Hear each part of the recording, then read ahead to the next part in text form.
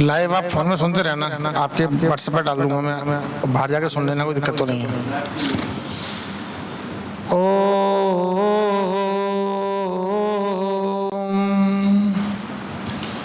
ओम स्वस्ति पंथा मनुचरेम सूर्या चंद्रमसा विव पुनर्ददता धनता जानता संगमे मही। अतः ईश्वर स्तुति प्रार्थनोपासना मंत्रः। ओम विश्वानि देव सवितरिदुरितानि पराशुभ यद्भद्रं तन्न आशुभ। ओम हिरण्यगर्भः संवर्तताग्रे भूतस्य जातः पतिरेक आसीत् सदाधार पृथिवीं धामुते मां कस्मै देवाय हविषा विधेम। ओम य आत्मदा बलदा यस्य विश्व उपासते प्रशिसं यस्य देवः यस्य छाया अमृतं यस्य मृत्युः कस्मै देवाय हविषा विधेम। ओम यह प्राणतो निमिषतो महित्वेक इंद्राजा जगतो बभूव य ईसे अस्य द्विपदस्य चतुष्पदः कस्मै देवाय हविषा विधेम। ओम ये निधौ रुग्रा पृथ्वी च धृणा येन स्वस्थवितं येन नाकः यो अंतरिक्षे रजसो विमानः कस्मै देवाय हविषा विधेम। ओम प्रजापतेन त्वदेतानन्यो विश्वा जातानि परिता बभूव यत्कामास्ते जुहुमस्तनो अस्तु वयं स्याम पतयोरयीणाम्। ओम सन्नो बन्धुर्जनिता सविधाता धामानि वेद भुवनानि विश्वा यत्र देवा अमृतमानसाना स्तृतीये धामन्यधैर्यन्त। ओम अग्नेनय सुपताराय अस्मान् विश्वानि देव वयुनानि विद्वान् युयोध्यस्म जुहुरान मेनो भूयिष्ठान्ते नमः उक्तिं विधेम। इति ईश्वर स्तुति प्रार्थनोपासना मंत्रः। अभी हमने ईश्वर की स्तुति प्रार्थना और उपासना, जो जैसा है उसको वैसा ही कहना स्तुति कहलाती है, और जो इस संसार में व्याप्त है परमपिता परमात्मा जिसने इस संपूर्ण संसार को बनाया है, वही पालन करता है, वही विनाश करता है। ऐसे परमपिता परमात्मा के पास जाने का हम प्रयास करते हैं, उसी को हम उपासना कहते हैं। अर्थात ऐसी आसन अर्थात ऐसी स्थिति में चले जाना जिससे कि हम परमपिता परमात्मा के नजदीक जाने का प्रयास करें, उसी को उपासना कहा जाता है। और लास्ट में प्रार्थना, सामर्थ्यवान से कुछ मांगना ही प्रार्थना कहलाता है। जैसे परमपिता परमात्मा ने संसार को बनाया है, उसके पास सारी शक्तियां हैं, वह सारी शक्तियों का अनंत भंडार है, उसके पास ऐसा कुछ भी नहीं जो ना हो। तो ऐसे सामर्थ्यवान परमपिता परमात्मा से हम कुछ भी मांग सकते हैं, यही प्रार्थना है। तो हमने वेद के इन पवित्र 8 मंत्रों से ईश्वर की स्तुति प्रार्थना और उपासना की और इसको प्रारंभ किया। आगे अब हम स्वस्ति वाचनम के पाठ के बाद अपनी कथा प्रारंभ करेंगे। पहले स्वस्ति वाचनम के कुछ मंत्र हैं, उनका मैं उच्चारण करूंगा, क्योंकि वेदों के मंत्र जो हैं इनको सुनने मात्र से भी लोगों को लाभ होता है, लेकिन केवल सुनने से काम चलने वाला नहीं है। आज आवश्यकता है वेद के मंत्रों को पढ़ने के बाद उनके अर्थ को समझने की, और अर्थ को समझने से भी काम नहीं चलेगा, उस अर्थ को अपने जीवन में हमको धारण करना होगा। तो आज हम फिर पुनः एक मंत्र की व्याख्या करेंगे, उसके बाद अपना जो कथा है उसको प्रारंभ करेंगे। लेकिन पहले आप स्वस्ति वाचनम के मंत्रों का आनंद लीजिए। ये वो साधना है, मंत्रों को सुनने से एक अद्भुत आनंद की प्राप्ति होती है। तो आप मंत्र पाठ सुनेंगे।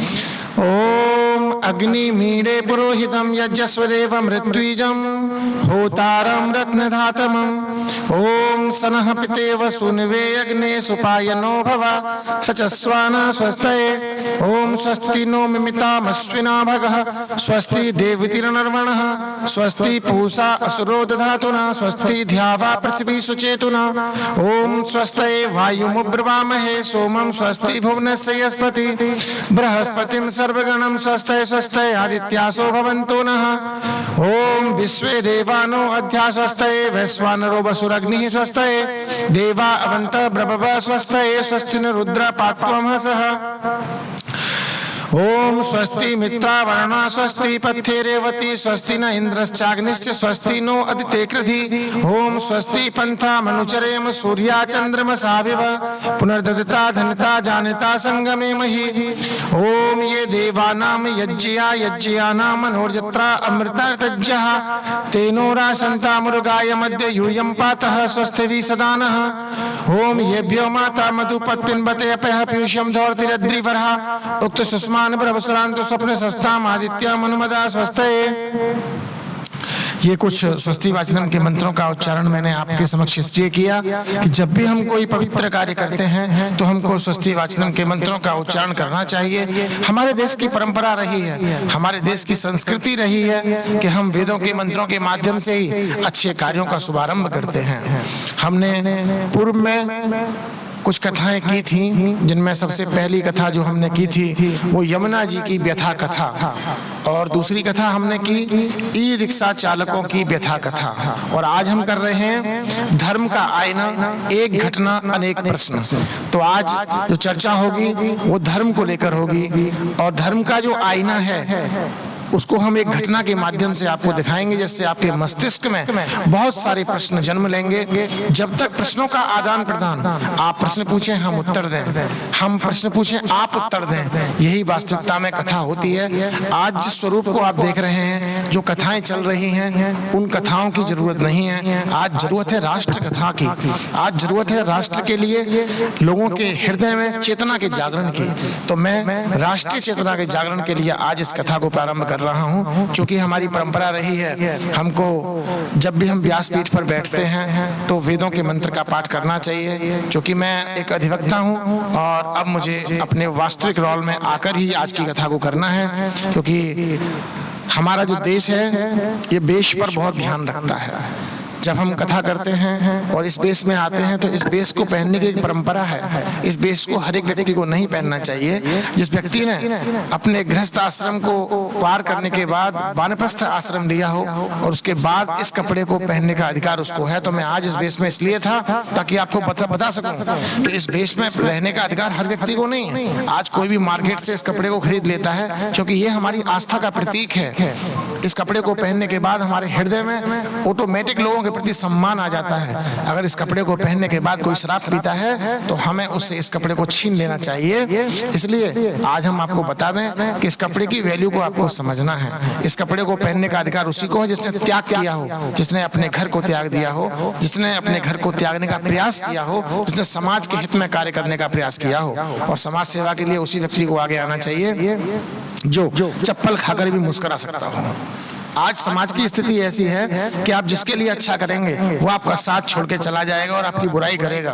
तो जिसको समाज सेवा में आगे आना है उसको ये ध्यान रखना है कि समाज सेवा में हम तभी जाएंगे तो हम सोच लें कि हम अच्छा करेंगे, हमारे संग बुरा होगा। जिसके लिए हम अच्छा करेंगे वो हमें चप्पल मारेगा, पानी भी नहीं पिलाएगा। तो आप समाज सेवा के लिए आगे बढ़ें। अभी मैं चाहूंगा कि 10 सेकेंड का ब्रेक हम लेंगे। 10 सेकेंड के लिए आप पॉज करेंगे इसको और हम तत्काल उसके बाद 10 सेकेंड बाद ही तुरंत लाइव आएंगे, क्योंकि हम नहीं चाहते बेस उतारते हुए आप लोग हमें देखें। हम पुनः एक अधिवक्ता के रूप में आपके सामने आज की कथा का पाठ करेंगे। Stop stop. वंदे स्टार्ट हो गया। वंदे मातरम। जैसा कि मैंने कहा था, आज हम धर्म का आईना, एक घटना अनेक प्रश्न पर बात करेंगे। आज हम देखते हैं कि जो लोग कथा करते हैं वो लोग संस्कृत को बिना पढ़े ही कथा करने लगते हैं। आज देश में सबसे ज्यादा जरूरत है भाव जागरण की। मैं देखता हूं कि हमारे देश के लोगों के अंदर से राष्ट्रीय चेतना खत्म होती जा रही है। तो राष्ट्रीय चेतना क्यों खत्म हो रही है, पहले तो हम इस पर विचार करेंगे। राष्ट्रीय चेतना है क्या? देखिए, पहले राष्ट्र को समझना बहुत जरूरी है। आज लोग राष्ट्र को नहीं समझते, तो इस वजह से ये प्रॉब्लम आती है। तो राष्ट्र को मैं समझाने का प्रयास करूंगा। किसी भी राष्ट्र का निर्माण कैसे होता है और राष्ट्र क्या होता है वो जानना जरूरी है। पढ़ाई की भाषा में यदि हम बात करें, नागरिक शास्त्र आप पढ़ते हैं तो वहाँ बात आती है राष्ट्र के 4 अंग हैं। 4 चीजों से राष्ट्र का निर्माण होता है, अर्थात 4, जैसे हमारा शरीर हाथ पैर से बनता है, ऐसी राष्ट्र 4 चीजों से बनता है। नंबर 1 जनसंख्या। नहीं, सबसे पहले निश्चित भूभाग। अगर जमीन नहीं होगी जनसंख्या रहेगी कहाँ? तो सबसे पहले निश्चित भूभाग, अर्थात उसकी एक जमीन होती है, उसकी सीमाएं होती हैं। नंबर 2 जनसंख्या। और नंबर 3 सरकार, और नंबर 4 संप्रभुता अर्थात स्वतंत्रता, अपने आप में प्रभु हो, अपने नियमों का निर्माण हम स्वयं कर सकें। आज मैं देखता हूं कि संविधान की हत्या जगह जगह होती है। उसका एक कारण है कि यह संविधान हमारा नहीं था, यह संविधान हम पर थोपा गया। क्योंकि जो संविधान स्वतंत्रता से पहले बनना शुरू हो गया, 1946 में इस संविधान के निर्माण की प्रक्रिया प्रारंभ हुई, और जब हम गुलाम थे इस संविधान में अनेक लोग बड़े इंटेलिजेंट लोगों ने इस संविधान का निर्माण किया। लेकिन जब भी मैं संविधान को पढ़ता हूं तो मेरे मन में एक प्रश्न आता है कि आखिर हमने नकल क्यों की? हम किसी देश में गए, किसी देश से कुछ उठा लाए, किसी देश से कुछ उठा लाए, क्या इस नकल की हमको जरूरत थी? नहीं। जो संविधान सभा थी उसके ऊपर किसी ना किसी का अधिकार था, और उन्होंने अच्छे संविधान का निर्माण नहीं होने दिया। अर्थात गुलामी के दौर में हमारे संविधान का निर्माण प्रारंभ हुआ, और उसकी रूपरेखा भी गुलामी के हिसाब से बनाई गई। अंग्रेज इस देश को छोड़कर चले गए, लेकिन ऐसा बीज बोकर गए कि हम कभी खुशहाल ना रह सके। आज मैं देखता हूं संविधान के अंदर ऐसी व्यवस्थाएं हैं जिनको तत्काल बदलने की जरूरत है। अगर हमने उनको नहीं बदला तो निश्चित रूप से हमारा देश बर्बाद होगा। आज पूरे देश में हर जगह दंगे होते हैं, लड़ाइयाँ होती हैं, झगड़े होते हैं। उसका एकमात्र कारण है नंबर 1 धर्म के नाम पर लड़ाई होती है। क्यों होती है? क्योंकि लोग धर्म को समझते ही नहीं है। भाई राष्ट्र को सब समझेंगे जब धर्म को ही नहीं समझते। पहले धर्म को समझेंगे तब राष्ट्र को समझेंगे। बहुत सारे विषय हैं। असलियत में यह, अगर हंसेंगे आप लोग सुनकर, कि लोग जाति को भी नहीं समझते। जाति किसे कहते हैं पहले वो समझें। जो जन्म से लेकर मृत्यु पर्यंत ना बदले उसको हम जाति कहते हैं। महर्षि दयानंद सरस्वती। महर्षि दयानंद एक ऐसे ऋषि थे जिन्होंने पूरे जीवन भर साधना की और राष्ट्रीय चिंतन किया। अनेक शिष्यों को उन्होंने राष्ट्र के लिए समर्पित किया। मुझे जनाबी कहने में संकोच नहीं कि देश की आजादी की लड़ाई में 70% आर्य समाज के लोगों का योगदान था। ये बहुत सारे लोगों ने लिखा है। पट्टाभी सीतारमैया की एक पुस्तक है, उसमें भी आप लोग इसको पढ़ सकते हैं। तो मैं आपको कहना चाहता हूं कि ऐसा क्या था स्वामी दयानंद के अंदर। स्वामी दयानंद की जो साधना थी, उन्होंने अपना अध्ययन मथुरा में किया। मैं सौभाग्यशाली हूं कि इसी मथुरा में रहता हूं। लेकिन जब मथुरा में जाकर स्वामी दयानंद जी की जो दीक्षा स्थली है, जहां उन्होंने शिक्षा प्राप्त की, गुरु विरजानंद कुटी द्वारकाधीश मंदिर से पहले पढ़ती है, तो मेरे आंखों में आंसू आ जाते हैं उसको देखकर। क्योंकि जिन स्वामी दयानंद ने जहाँ स्थान पर पढ़ाई की, आज उस स्थान की ऐसी दुर्गति है कि आप कल्पना नहीं कर सकते। तो मैं पूरे देश के नहीं, पूरे संसार के आर्य समाज के लोगों से अनुरोध करूंगा कि आपसी लड़ाइयों को छोड़कर सार्वदेशिक आर्य प्रतिनिधि सभा, उत्तर प्रदेश आर्य प्रतिनिधि सभा, सब जगह झगड़े हैं संपत्तियों के, उन सब झगड़ों को छोड़कर आप एकजुट होकर राष्ट्रीय निर्माण के कार्य में लगिए। आर्य समाज के जो उद्देश्य स्वामी दयानंद जी ने कहे थे उसमें लगिए। सबसे बड़ा काम राष्ट्र का कार्य है। आज राष्ट्र को सबसे ज्यादा जरूरत है, क्योंकि जैसे ही हमने अपने रास्ते से हटना शुरू किया, देखिए जाति की बात हम कर रहे थे, जन्म से लेकर मृत्यु पर्यंत ना बदले वो जाति है। तो मनुष्य एक जाति है, शेर एक जाति है, गाय एक जाति है, चींटी एक जाति है।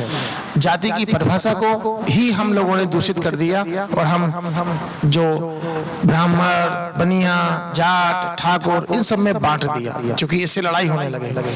अरे आरक्षण दीजिए, लेकिन आरक्षण हो गरीबी के आधार पर। जो गरीब है उसको आरक्षण मिले, जो IAS बन गया उसको आरक्षण की क्या आवश्यकता है। इस देश में आरक्षण की जो व्यवस्था है वो गरीबी अमीरी के हिसाब से आरक्षण मिले। डिजिटल करेंसी की और हम जा रहे हो, शायद पूरे, मुझे खुशी है कि लॉकडाउन ने हमें एक अच्छी चीज दी। हम डिजिटल करेंसी का प्रयोग बहुत ज्यादा करने लगे। पूरे विश्व में सबसे ज्यादा डिजिटल करेंसी के रूप में हम लोग ऑनलाइन ट्रांजैक्शंस का प्रयोग कर रहे हैं। पूरे विश्व का भारत पहला देश बन गया है जिसमें सबसे ज्यादा ऑनलाइन ट्रांजैक्शन हो रहे हैं। तो ये हमारी उपलब्धि है। अगर इसी को हम और ज्यादा बढ़ा दें तो निश्चित रूप से जो करप्शन है उसका लेवल कम होने लगेगा, क्योंकि जब हम सारा खर्चा, लेन देन कैश को छोड़कर ऑनलाइन करने लगेंगे तो तत्काल लोग अरेस्ट होने लगेंगे और करप्शन ऑटोमेटिक कम होने लगेगा।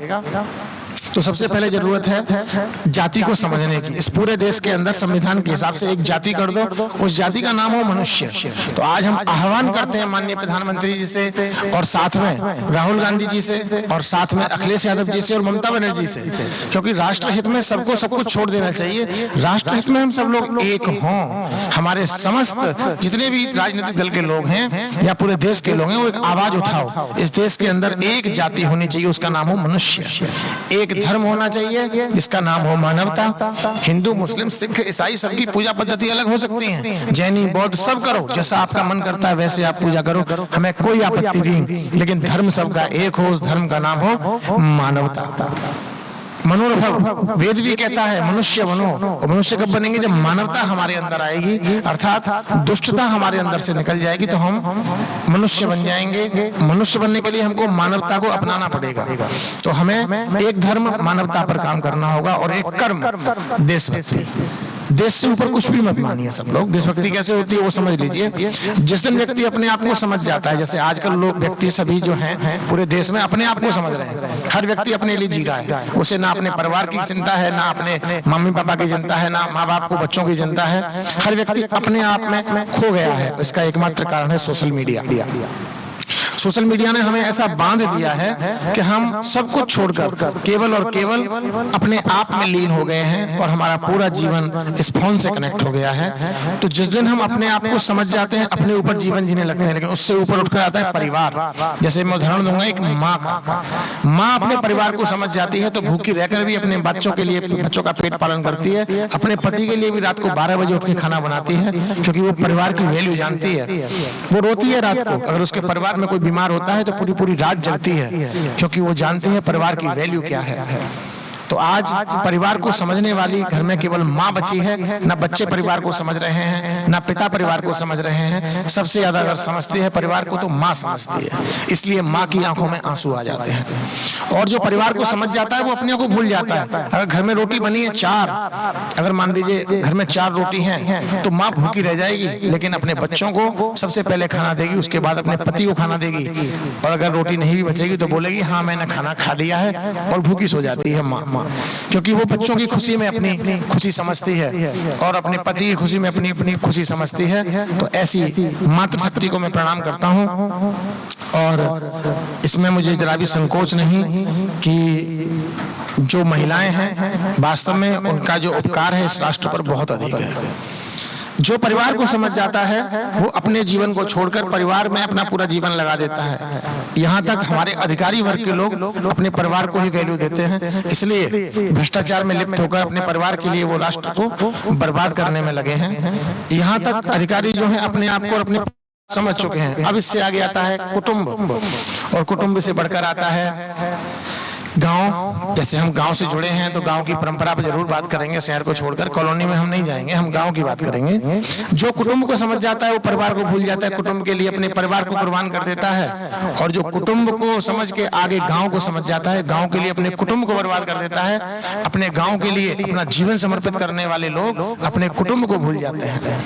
और जो गांव से आगे फिर आता है तहसील, तहसील के लिए अपने गांव को जो कुर्बान कर दे, समर्पित कर दे, बलिदान कर दे, वो व्यक्ति तहसील को पढ़ लेता है, तहसील को समझ जाता है। उससे ऊपर आता है जिला, तो जिले को समझ जाता है, वो तहसील को बर्बाद करने की क्षमता रखता है देश अपने जिले के लिए। जिले से आगे आता है राज्य, बीच में मंडल भी एक इकाई है, लेकिन मंडल प्रशासनिक इकाई है। हम राज्य के दृष्टिकोण से बात करें तो राज्य आता है, क्योंकि भारत एक संघ शासित प्रदेश है, अर्थात भारत एक संघ है राज्यों का और संघ शासित प्रदेशों का एक पूरा संघ है। तो भारतीय जो गणराज्य है इसके अंदर बहुत सारे राज्य हैं, संघ शासित प्रदेश हैं, तो बहुत सारी चीजें आप देख सकते हैं भारत देश के अंदर। तो भारत में जो राज्य हैं उन सभी राज्यों के अंदर एक अपना अलग सरकार है, क्योंकि संघीय व्यवस्था है यहाँ। केंद्र सरकार अलग है, राज्य सरकार अलग है। तो इस देश के अंदर जो हमारा राज्य है वो एक स्वतंत्र इकाई के रूप में भी काम करता है और देश के अधीन भी काम करता है। एक अजीबोगरीब संरचना इस देश के अंदर है। राज्य को बहुत सारे अधिकार हैं, लेकिन बहुत सारे अधिकार केंद्र को, राज्य को, दोनों के हैं, और बहुत सारे अधिकार सिर्फ केंद्र को हैं, राज्य को नहीं है। जैसे राष्ट्रीय सुरक्षा का मामला है तो केंद्र को सारे अधिकार हैं, शिक्षा का मामला है तो संवृत्ति सूची का विषय है, राज्य को भी अधिकार है और हमारे केंद्र को भी अधिकार है। तो हम इसकी बात बाद में करेंगे। तो जो राज्य को समझ जाता है वो जिले को समर्पित कर देता है, और जो राष्ट्र को समझ जाता है वो एक राज्य को भी समर्पित कर देता है। तो आज अपने आप को भूलकर पहले हमें परिवार को, फिर कुटुंब को, फिर गांव को, फिर जिले को, फिर राज्य को, फिर देश को समझना होगा। और जो देश को समझ जाता है उसके अंदर से सारी झिझक निकल जाती है। जो अधिकारी किसी व्यक्ति को बर्बाद करने के लिए, दबाने के लिए फर्जी मुकदमे लिखते हैं या अन्य कार्य करते हैं, वो सोचते हैं, वो समझ लें उन्होंने केवल परिवार को समझा है, वो परिवार के लिए जी रहे हैं और हम राष्ट्र के लिए जी रहे हैं, इसलिए वो हमें डरा नहीं पाए, इसलिए वो ऐसा काम नहीं कर पाए जिसकी उन्हें अभिलाषा थी। वो हमें जेल भेजकर भी खुश नहीं हो पाते, हम जेल में भी होते तब भी राष्ट्रीय कार्य करते, क्योंकि जेल के अंदर जो कैदी है ना, उनमें से 90% लोग निर्दोष हैं, ऐसा लोग कहते हैं। मैंने अक्सर मुंह से सुना है, सब व्यक्ति अपने आप को निर्दोष बताते हैं, और मैंने प्रैक्टिकल भी देखा है, क्योंकि जिस प्रकार की प्लानिंग अभी मेरे साथ हुई, मैंने उस घटना को देखा है। मैं इस घटना पर प्रकाश डालना चाहूंगा। वृंदावन में एक कथावाचक हैं जिनका नाम है मृदुलकांत शास्त्री जी। अभी एक सामान्य सी छोटी सी घटना पर इतना तूल पकड़ गया कि लोग 16 हत्याओं को भूल गए। नाव दुर्घटना हुई, पंजाब राज्य के 16 लोग डूबकर मर गए, लेकिन उसको लोग एक छोटे से एक्सीडेंट में भूल गए और सारे वृंदावन के लोग चील कौवा की तरह उस कार्य में लग गए। मुझे बड़ी ग्लानि हुई। मैं दिल्ली में था, माननीय सर्वोच्च न्यायालय में एक रिट पिटीशन दाखिल करने के लिए गया था, लेकिन जब मैंने देखा कि ब्रज के सारे लोग ऐसी वाली हो गए कि जैसे ऐसी स्थिति हो गई कि अगर ब्रजवासी हैं तो, लेकिन मैं तो मानता हूं कि ब्रजवासी हो या कोई बाहर के वासी हो, सब भारतवासी हैं और भारत देश के अंदर सबको समान अधिकार है, क्योंकि हमारे संविधान ने सबको समानता का अधिकार दिया है। हमारे देश की जो मतलब जनता है वो सब एक है, वहाँ किसी राज्य का, किसी भी धर्म का, किसी जाति का कोई बंधन नहीं है, और सब लोग मिलकर एकजुट होकर जिस दिन एक काम करने लगेंगे, इस राष्ट्र का चेहरा ही बदल जाएगा। तो मुझे बड़ी ग्लानि हुई कि ब्रज में, मथुरा में, मेरे जिले में एक बहन जो दिल्ली एनसीआर की रहने वाली थी, सुषमा ठाकुर, उसके साथ इतना अत्याचार हुआ कि मेरी आंखों में आंसू आ गए। पहले प्रथम दृष्टया तो जो वीडियो वायरल हुआ वो कट करके हुआ, कट करके वीडियो वायरल करना भी एक अपराध है, तथ्यों को छुपाकर, तथ्यों को घुमाकर पेश करना भी एक अपराध है। तो मैं देखिए एक छोटी सी वीडियो आपको दिखाना चाहता हूँ। मैं चाहूंगा कि एक वीडियो जो मैंने अभी सबसे पहले भेजी थी, 2 वीडियो हैं, उसमें एक पहली वीडियो है जिसमें कि मेरी एक वीडियो कटिंग करके, एडिट करके लोगों ने टेलीकास्ट की है। जरा उस वीडियो को दिखाएं जरा। सबसे पहली वीडियो है जिसमें मेरा केवल चेहरा दिख रहा है, फर्स्ट वीडियो।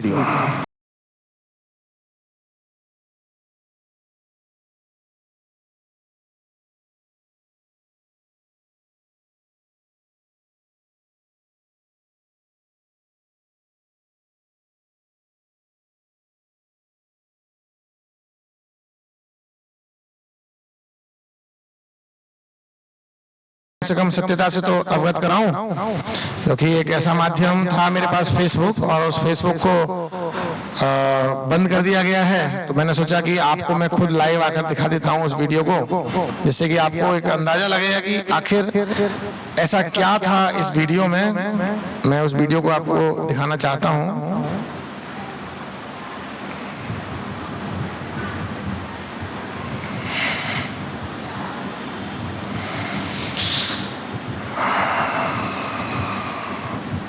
ये वीडियो है। मैं चाहता हूँ कि हिंदू लड़कियां मुसलमानों के लोगों से विवाह करें। अल्लाह कर मदद, अल्लाह के संग खड़ा, मुसलमान मेरे भाई हैं। मैं चाहता हूँ कि हिंदू लड़कियां मुसलमानों के लोगों से विवाह करें और मुसलमानों की लड़कियां हिंदू लड़कों से विवाह करें। आपने एक बार और देखिए इसको ध्यान से। मैं चाहता हूँ कि हिंदू लड़कियां मुसलमानों के लोगों से विवाह करें। अल्लाह कर मदद, अल्लाह के संग खड़ा, मुसलमान मेरे भाई हैं। मैं चाहता हूँ कि हिंदू लड़कियां मुसलमानों के लोगों से विवाह करें और मुसलमानों की लड़कियां हिंदू लड़कों से विवाह करें। किसी ने तो ये वाली वीडियो चलाई और किसी ने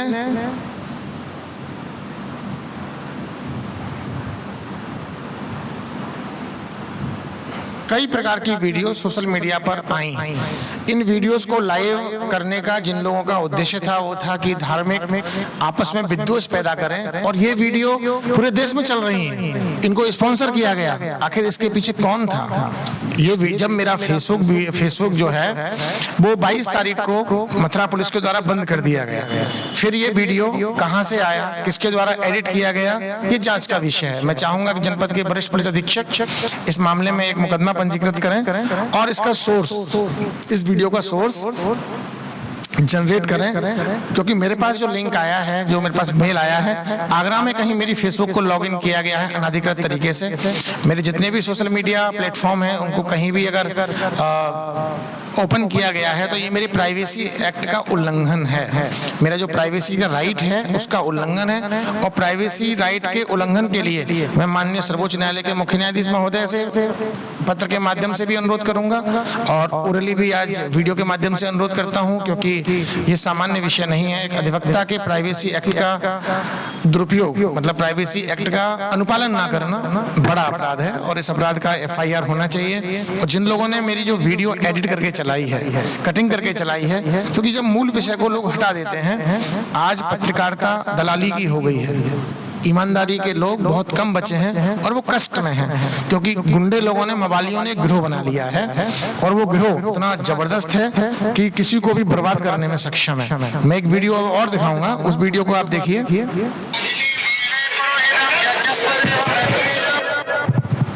इस वीडियो को मैं दिखा रहा हूँ, जरा जूम करके दिखा रहा हूँ।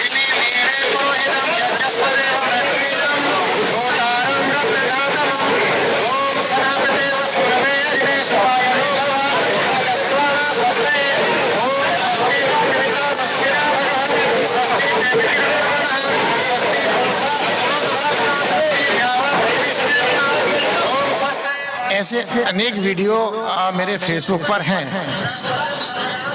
जिनको देखकर आपको एहसास होगा कि हम क्या कहना चाहते हैं और क्या हमारा उद्देश्य है। ये भारत देश जितना हिंदुओं का है उससे अधिक मुसलमानों का है, उससे भी अधिक ईसाइयों का है, उससे भी अधिक सिखों का है। ये देश अगर सबसे ज्यादा है तो सिखों का है। क्यों है?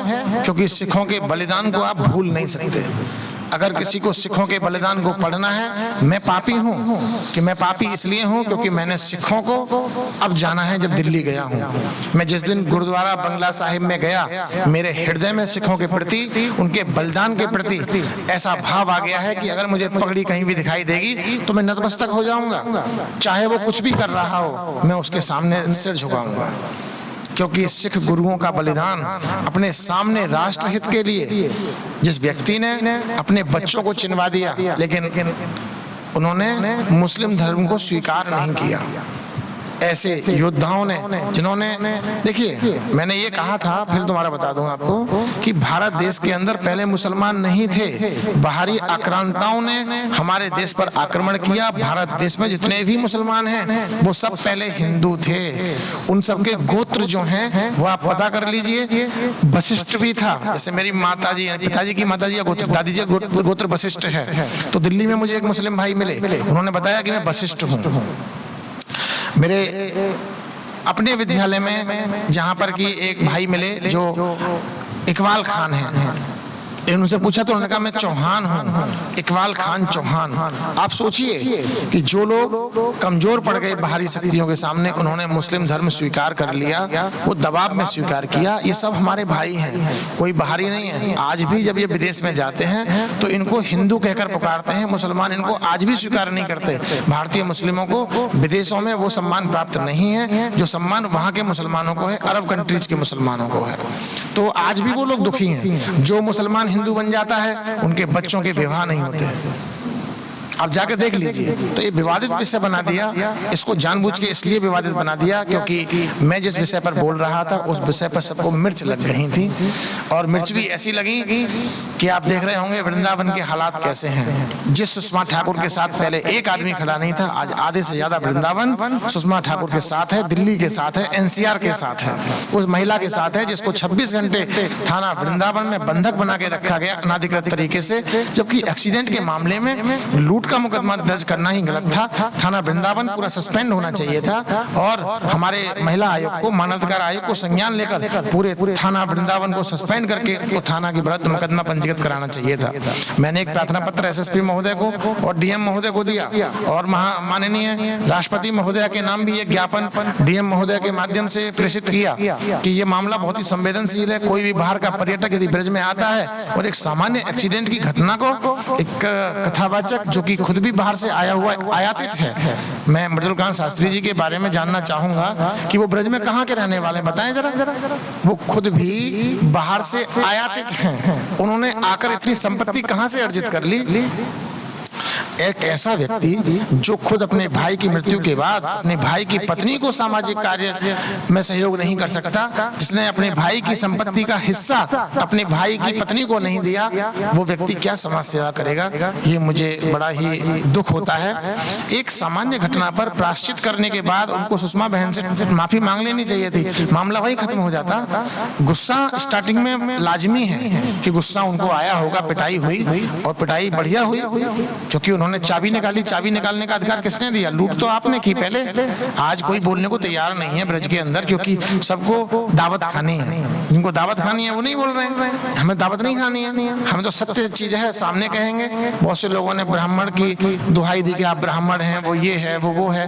अरे मैं भारतीय हूँ, मैं मनुष्य हूँ, मैं मानवता देखता हूँ। मानवता कहती है एक्सीडेंट के बाद 1200 रुपए खर्च होते। अगर 1200 रुपए नहीं थे मृदुलकांत शास्त्री जी के पास तो वो दान मांग सकते थे 1200 रुपए। अपना फेसबुक लाइव पर बोलते कि मेरे पास 1200 रुपए नहीं है, कोई भी 1200 रुपए उन्हें डोनेट कर देता, मैं कर देता। और ऐसी बात थी तो 1200 रुपए अगर वो लेकर खुश हो जाते तो 1200 रुपए हम आज भी देने को तैयार है, क्योंकि इंश्योरेंस के माध्यम से, शायद उनको नियम कानून नहीं पता, कथावाचक है तो मैं उनको बता दूं, इंश्योरेंस के माध्यम से 0 डेप्रिसिएशन पे वो मात्र 1000-1200 रुपए फाइल चार्ज लगता, उनकी गाड़ी एकदम ठीक हो जाती। एक 1200 रुपए के लिए एक गाड़ी की चाबी को निकाल लेना, उसका गलेवान पकड़ लेना और बहन जब बचाने आए उससे झगड़ा कर देना, सारा लाइव सीसीटीवी में है। अगर मैं चाहूंगा कि मैंने वीडियो भेजा है, आपने अगर देखा हो तो सीसीटीवी फुटेज वाला वीडियो जरा दिखा दीजिए लोगों को। इसमें पड़ा है, मैंने आपको सारे वीडियो भेजे हैं, उसमें एक सीसीटीवी का वीडियो है जो एक्सीडेंट का वीडियो है। मैं चाहता हूँ कि वो देखें। जब तक मैं मंत्र का पाठ करता हूँ आप उस वीडियो को निकाल लीजिए, वीडियो को चला दीजिए। इसको आपके व्हाट्सएप पे भेजा हुआ है। ओम त्र्यंबकं यजामहे सुगंधिं पुष्टिवर्धनम् उर्वारुकमिव बन्धनान् मृत्योर्मुक्षीयमामृतात्। इसमें जो एक वीडियो है जिसमें गाड़ी दिख रही होंगी सीसीटीवी फुटेज का, वो जरा चला दीजिए। दर्शकों को दिखाई देना चाहिए कि वास्तविकता में मामला क्या था। एक छोटा सा एक्सीडेंट, एक सामान्य एक्सीडेंट कभी भी किसी का भी कहीं भी हो सकता है। अगर हम परदेश में जाते हैं और हमारा भी एक्सीडेंट हो जाता है और हमारे संग अगर ऐसा हो तो हमें तो बड़ा कष्ट होगा। एक छोटा सा एक्सीडेंट का वीडियो है, चला दिया? अच्छा नहीं, वो तो व्हाट्सएप पे है आपके पे। बहुत सारे वीडियो भेजे हैं मैंने आपको, जिनमें से एक एक्सीडेंट का वीडियो है। चाहे कोई सा भी चला दीजिए। एक ये जो चाणक्य तहलका वाला है ये चला दीजिए। जब तक आप उसको सर्च कर लीजिए, वीडियोस को क्रम में लगा लीजिए। जब तक एक जो गाय वाला था उस वीडियो को आप चला दीजिए, जो आपका डाउनलोडेड है, गाय वाला चला दीजिए। मैं आपको दिखाता हूँ। तो गाय हमारी माँ है। और जब पहले आप गाय का एक वीडियो सुन लीजिए। हमारी एक बच्ची है जिसने गाकर, आज जब माननीय मुख्यमंत्री योगी आदित्यनाथ जी चुनाव जीते थे और वो मुख्यमंत्री बने थे दूसरी बार, तो हमने एक बड़ा कार्यक्रम किया था, 121 कुंडी यज्ञ किया था और वो यज्ञ गाय को समर्पित किया था। गाय का घरों में पालन हो। आज गाय को हमने घर से बाहर निकाल दिया है, इसीलिए गाय गौशाला में पहुंच गई है, कट्टी घर में जा रही है। हमें उस गाय को बचाना है तो गाय को घरों में पालना होगा। इसके लिए चाणक्य की ओर से हमने एक अभियान की शुरुआत 27 तारीख को की है, गौ घर के आंगन में। इसके लिए एक बड़ा कार्यक्रम बहुत जल्दी रखने वाले हैं। उससे पहले मैं चाहता हूं कि आप लोग एक गाय का भजन, जो हमारी एक बच्ची है लक्ष्मी, उसने गाया है, और लक्ष्मीकांत दीक्षित जी ने, जो कि जुनैदी के निवासी हैं और खुद दिव्यांग होकर दिव्यांगों के शिक्षक हैं, दिल्ली में अपनी सेवाएं देते हैं और कल हमारे बीच में आए थे। तो उनका बनाया हुआ गाना जो राल की एक लक्ष्मी है, उसकी आवाज में आप लोग सुनेंगे। ये कार्यक्रम था 121 कुंडी यज्ञ का और इसमें आप इस गाने को सुनेंगे और आनंद की अनुभूति करेंगे। मैं चाहूंगा स्टार्ट कर दें। माता की तरह पालो, ये गाय हमारी माता है।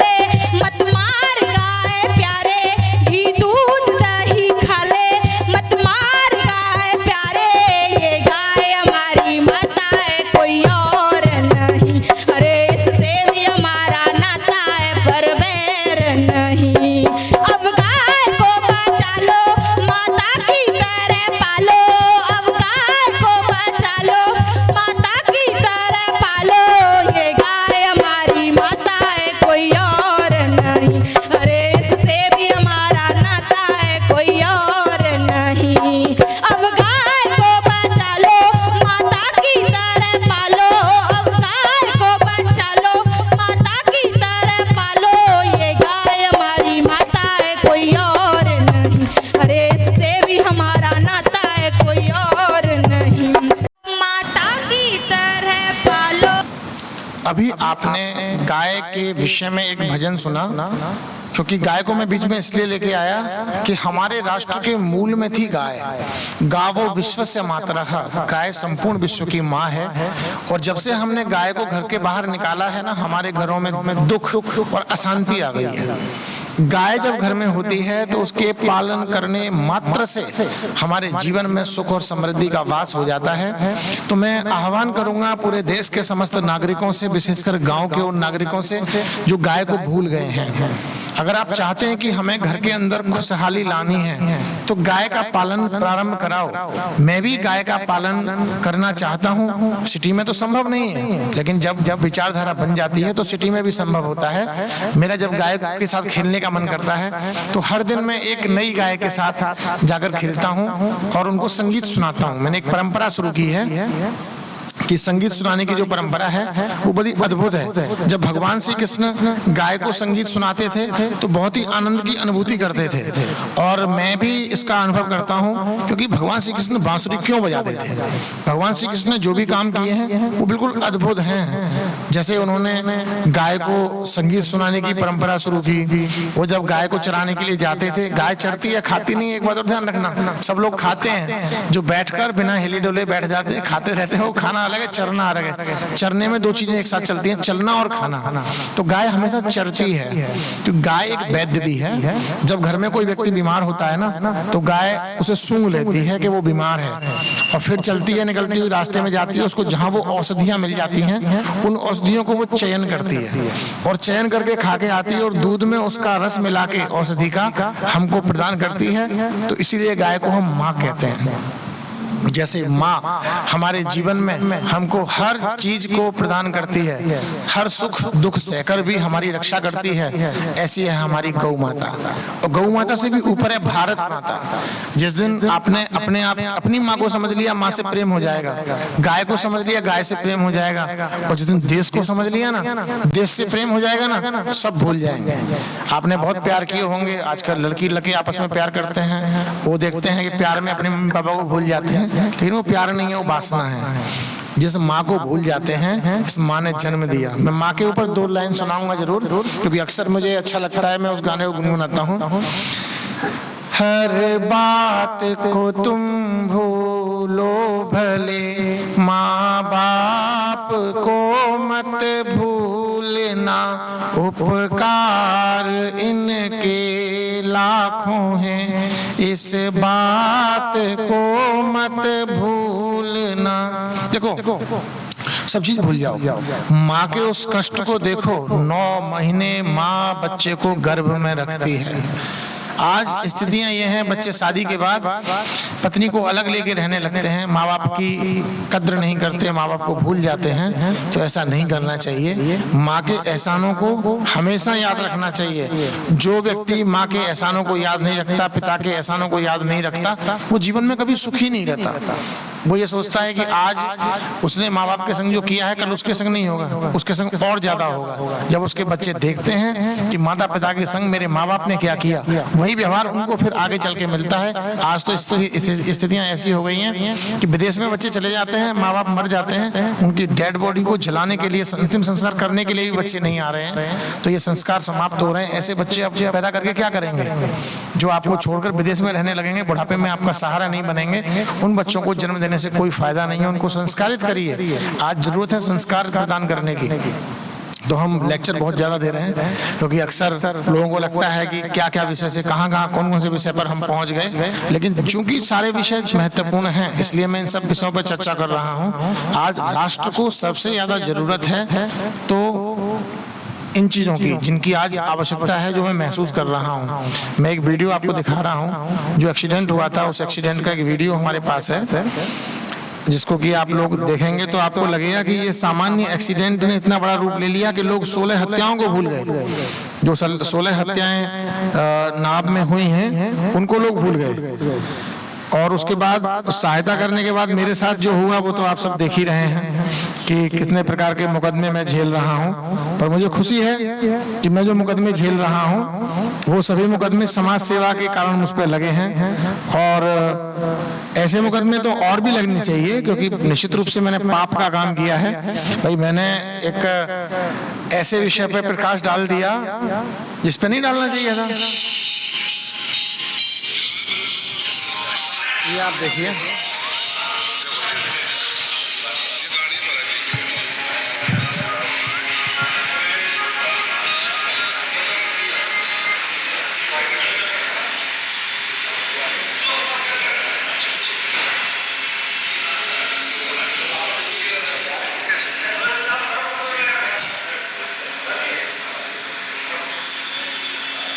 हो गया एक्सीडेंट, हो गया नहीं हुआ अभी?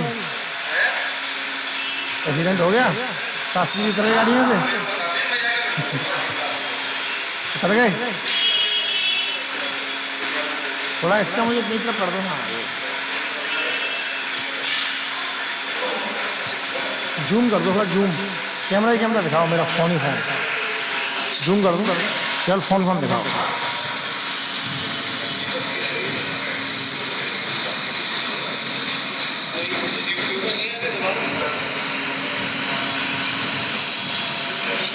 बस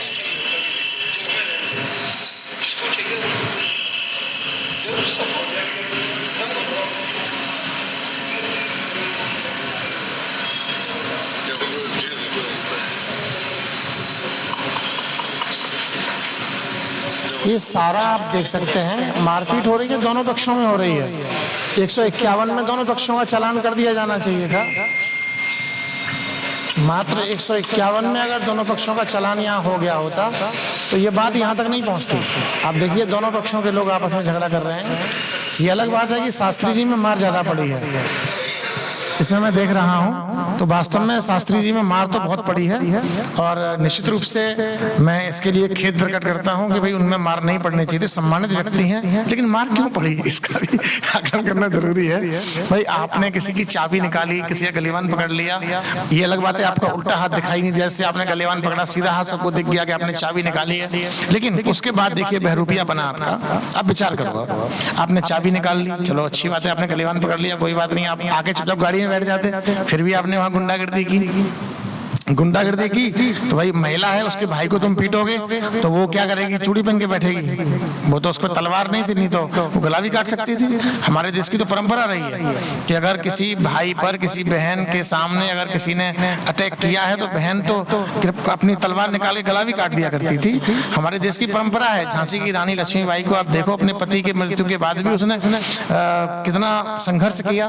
तो वास्तव में वो वीरांगना जो है सुषमा ठाकुर, उसको मैं प्रणाम करता हूँ। और दिल्ली की एनसीआर की सुषमा ठाकुर, जिसने कि वास्तव में कितना बड़ा काम किया, मैं उसको वंदन करता हूं कि वास्तव में उसने साहस का कार्य किया है, और इस साहस को मैं प्रणाम करता हूं और बार बार निरंतर तारीफ करता हूं। और मैं राष्ट्रीय मंच पर उसको सम्मानित करूंगा कभी बहुत जल्दी, जब भी मुझे मौका मिलेगा।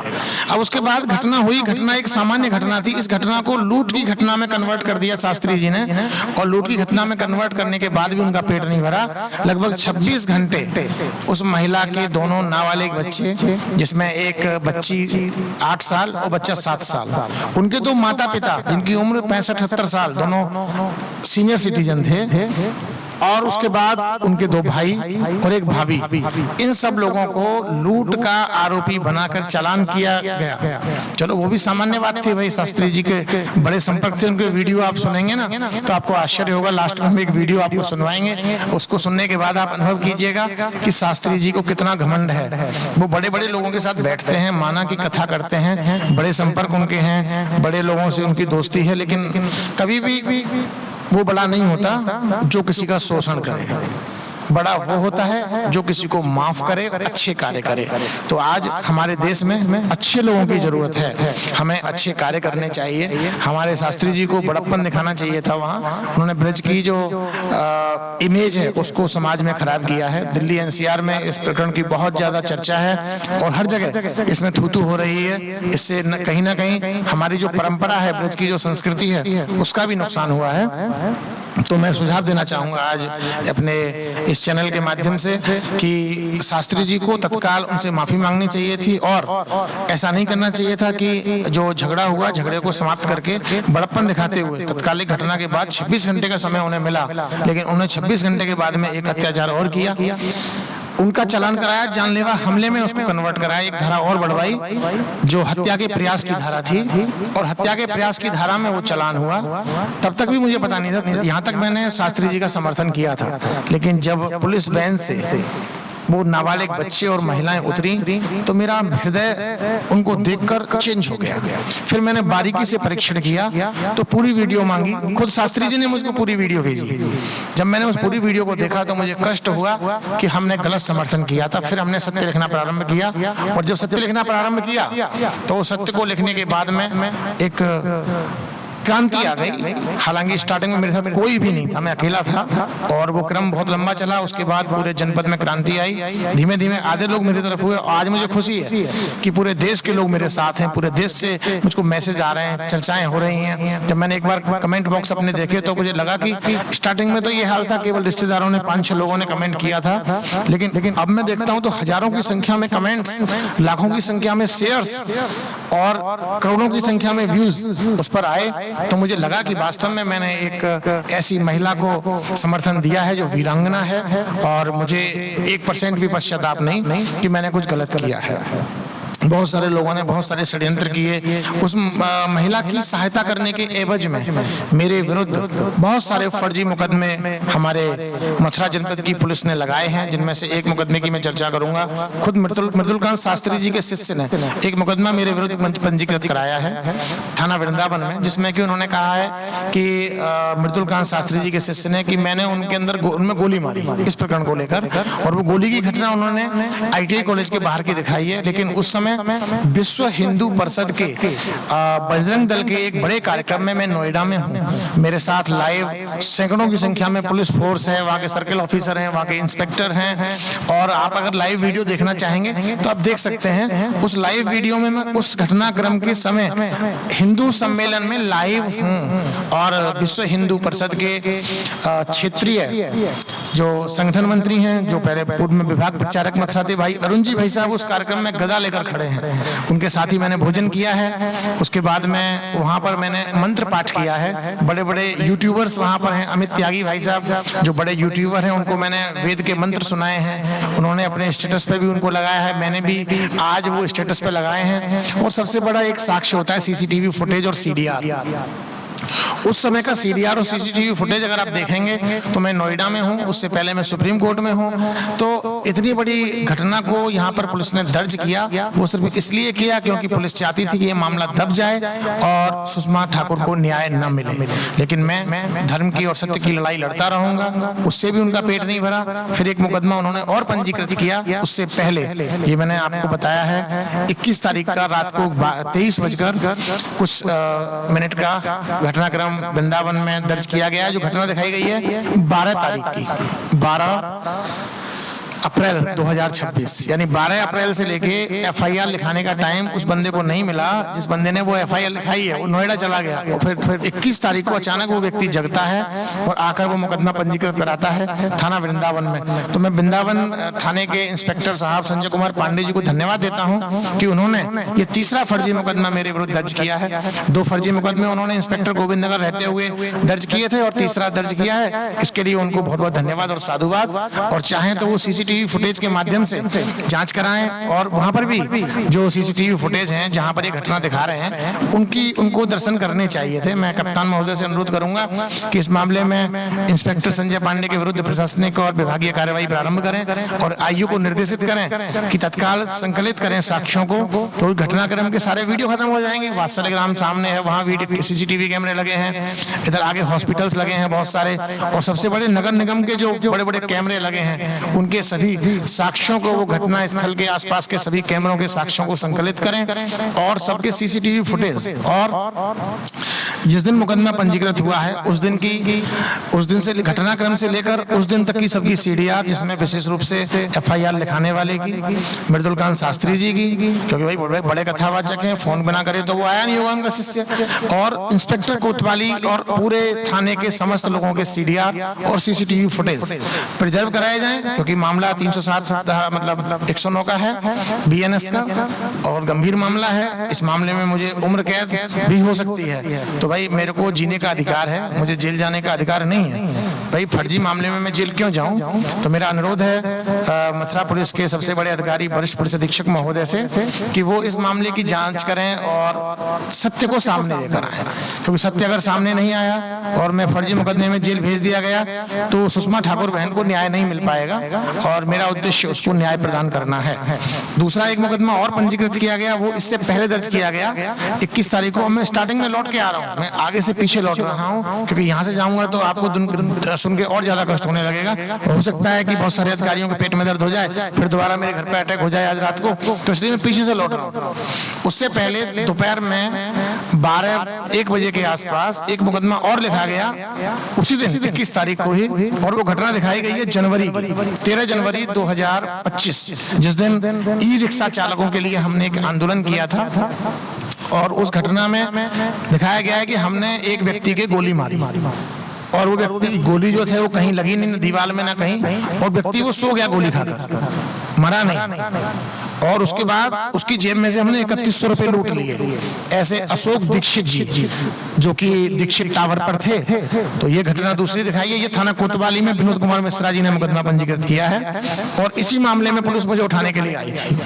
और ये दोनों ही मुकदमे क्यों लिखे गए? क्योंकि मैं सुषमा ठाकुर की मदद कर रहा था, ये मेरा पाप था, मुझे दिल्ली की सुषमा ठाकुर की मदद नहीं करनी चाहिए थी। और उस मुकदमे में देखिए ताज्जुब की बात, उस दिन खुद इंस्पेक्टर कोतवाली ने हमारे गनर को उठाया था, और उस गनर को छोड़ने के एवज में 500 रुपए की रिश्वत, और हमारा चार्जर, जो मेरा ये फोन है, इस फोन का चार्जर आज तक इंस्पेक्टर कोतवाली वृंदा मथुरा के पास है, विनोद बाबू मिश्रा जी के पास। और लास्ट में उनकी कम से कम 25 रिकॉर्डिंग्स इस संबंध में है, 500 रुपए की रिकॉर्डिंग भी मेरे पास है। और उन्होंने लास्ट में ये कहा कि भाई अब मैं आपका चार्जर नहीं दे सकता, आपको नया चार्जर खरीद के दे दूंगा। भाई मैंने कहा नहीं, मुझे नया चार्जर नहीं चाहिए। भाई आप एक बात बताइए, अगर आपने कोई सामान किसी का लूट लिया है, अगर उसको दूसरे को आप बदल के देंगे पुलिस से, तो फिर सारी लूट के मामलों में अपने पास से दे देगी सामान। मेरा तो मुझे सामान मेरा चाहिए, जिसका बिल मेरे पास है, वही चार्जर मुझको चाहिए था। और ताज्जुब की बात देखिए, उस गनर का लाइसेंस निरस्त करने का नोटिस जिला अधिकारी मथुरा ने जनवरी में नहीं किया, वो अब 13 तारीख के बाद जारी किया है। उसका लाइसेंस भी निरस्त कर दिया गया है, उसकी बंदूक जमा करा ली गई। यानी कि जिस दिन से सुषमा ठाकुर केस हुआ, अशोक आतंकवादी हो गया, क्योंकि अशोक ने सुषमा ठाकुर की मदद करना प्रारंभ कर दिया, और उससे पेट नहीं भरा। उससे पहले ये घटना आप सुनोगे तो सबके पैरों के अंदर से जमीन निकल जाएगी। जब मैं माननीय सर्वोच्च न्यायालय में केस करने के लिए गया, तो केस करने से पहले मुझको अपहरण करके, मेरे फोन को लूट करके, मेरी रिट को लूट करके कोतवाली police, SOG Agra, SOG Mathura की पुलिस मुझे दिल्ली से उठा लाई। प्रधानमंत्री जी की नाक के नीचे से मेरा अपहरण हुआ। यानी कि उस दिल्ली से, जो देश की राजधानी है, नई दिल्ली के पहाड़गंज इलाके के मेट्रो स्टेशन के पास से मेरा अपहरण मथुरा पुलिस ने किया। इसमें अरविंद निर्वाल, जो अब इंस्पेक्टर हो गए, पहले सब इंस्पेक्टर थे, धोले प्याऊ चौकी इंचार्ज थे, और पवन कुमार चौहान मेरे दोनों तरफ बैठे थे। इन दोनों की सीडीआर से क्लियर हो जाएगा, मेरे मैप से, गूगल मैप से। और सबसे बड़ा एक और साक्ष्य है, हो सकता है सीसीटीवी फुटेज को ये नष्ट करा दें, क्योंकि सीसीटीवी फुटेज को कलेक्ट करने नहीं दे रहे हैं और मुझे घर से नहीं निकलने दे रहे हैं, क्योंकि मुकदमा पंजीकृत होगा तो इनको जेल जाना पड़ेगा। इस कारण से सीसीटीवी फुटेज नष्ट ना हो। मेरा अनुरोध है एसएसपी मथुरा महोदय से कि वो प्रिजर्व कराएं, दिल्ली पुलिस को एक मीमो भेजें, दिल्ली पुलिस कमिश्नर महोदय को, यूपी मथुरा के माध्यम से। मैं भी एक मीमो अलग से भेजने का आग्रह करूंगा गृह मंत्री जी अमित शाह जी को, कि वो दिल्ली पुलिस को निर्देशित करें कि तत्काल उस घटना स्थल के 100 मीटर के एरिया के सारे CCTV footage, government and private, preserve किए जाएं, क्योंकि वो स्थान ऐसा है जहां से मेरा अपहरण हुआ है, वहां पर अपहरण की घटना उस कैमरे में कैद हुई है। उसके बाद फिर दूसरा साक्ष्य है इन सब की CDR। पूरे मथुरा की जितनी भी पुलिस उस दिन मथुरा की जो पुलिस थी जिसने मूवमेंट किया दिल्ली के लिए, वो सब अपराधी हैं, क्योंकि वो सब मेरी गिरफ्तारी के लिए गए थे। पूरा कम से कम एक गिरोह था, 15 से 20 लोग शायद इस गिरोह में होंगे। 2 गाड़ियां तो मेरी जानकारी में है, क्योंकि जिन लोगों ने मुझे उठाया उनमें से कुछ लोग वर्दी में थे, कुछ बिना वर्दी के थे। और जब मुझे उठाया तो जबरदस्ती मेरा फोन जो था, वो इंपॉर्टेंट साक्ष्य था जिसको मैंने दूर फेंका था, उसको भी इन्होंने लूट लिया बाद में। और मेरे हाथ में जो कागज थे, एक थैला था, उस थैले को भी इन्होंने लूट लिया। उस थैले के अंदर सुप्रीम कोर्ट की जो रिट थी एक, और उसके अलावा उसमें बहुत सारी रिसीविंग्स थी, और संयुक्त राष्ट्र संघ का भी एक महत्वपूर्ण दस्तावेज उसके अंदर था, और उसके अंदर एक पावर बैंक थी, और भी बहुत विभिन्न सामान उसके अंदर थे, जिसका जिक्र मैं आगे FIR में करूंगा। तो वो सभी चीजें आज भी पुलिस के पास है। पुलिस ने उठाया, मुझे उठाने के बाद लेकर आए, और गणेशरा जो जगह है वहां पर मुझे निरुद्ध रखा बलपूर्वक। मेरे सारे मानवाधिकारों का हनन किया, मेरे घर में किसी को सूचना नहीं दी, और विभिन्न प्रकार की यातनाएं दी। यातनाएं देने के उपरांत सुबह इंस्पेक्टर कोतवाली, विनोद बाबू मिश्रा वहां पहुंचे। रात में 15-16 सब इंस्पेक्टर्स की ड्यूटी वहां रही। लाने वाली टीम अलग थी, वहां ड्यूटी वाली टीम अलग थी, और गणेशरा में मुझे आतंकवादियों की भांति रखा गया। उसके बाद फिर मेरा विनोद बाबू मिश्रा जी आए, बड़े प्यार से उन्होंने बात की जैसे कि उन्हें कुछ जानकारी नहीं है, और उन्होंने भी एक फर्जी मुकदमा मेरे विरुद्ध इसलिए लिखा क्योंकि मैंने प्रोटेस्ट किया था। ई रिक्शा चालक जो 1,70,000 थे, उनमें से 20,000 ई रिक्शा चालकों का नियम विरुद्ध चालान किया गया था, और इसके लिए उन्होंने एक फर्जी मुकदमा मेरे और मेरे भांजे के विरुद्ध दर्ज किया थाना कोतवाली में। तो उनका भी हार्दिक स्वागत, धन्यवाद। लेकिन उसका कोई साक्ष्य ना होते हुए भी मेरे खिलाफ चार्जशीट लगा दी गई। तो पुलिस किस प्रकार की कार्यशैली से काम कर रही है, ये योगी जी के लिए बड़ा ही गंभीर विषय है, और योगी जी इस पर ध्यान दें कि मथुरा पुलिस की समीक्षा कराएं। जितने भी इंस्पेक्टर, सब इंस्पेक्टर्स मथुरा में पोस्टेड हैं लंबे समय से, उनकी आय से संपत्ति की जांच कराएं, और उनकी कार्यप्रणाली, किस प्रकार का अत्याचार वो जनता के ऊपर कर रहे हैं। जब एक सुप्रीम कोर्ट के अधिवक्ता के साथ इस प्रकार का अत्याचार हो रहा है, तो सामान्य व्यक्ति के साथ क्या हो रहा होगा, आप कल्पना कीजिए। अपहरण के बाद मेरा चालान जिस धारा में किया गया, 2:30 बजे मेरी गिरफ्तारी टैंक चौराहे से दिखाई गई, और सदर बाजार पुलिस मुझे खुद गणेशरा से लेकर आई थी। वहां के रास्ते के सारे CCTV फुटेज प्रिजर्व होने चाहिए। वो मुझे गणेशरा से उठाकर राधापुरम में से होते हुए, हाईवे होते हुए, और जो आपका टाउनशिप चौराहा है, टाउनशिप चौराहे से अंदर औरंगाबाद होते हुए कचहरी के सामने होकर मुझे लेकर गए। लेकिन मेरी गिरफ्तारी उन्होंने टैंक चौराहे से दिखाई। वो 2:30 बजे उन्होंने मेरी गिरफ्तारी को दिखाया, और उसके बाद मुझ पर एक IT एक्ट का फर्जी मुकदमा पहले पंजीकृत किया गया था, वो भी मार्च महीने में किया गया।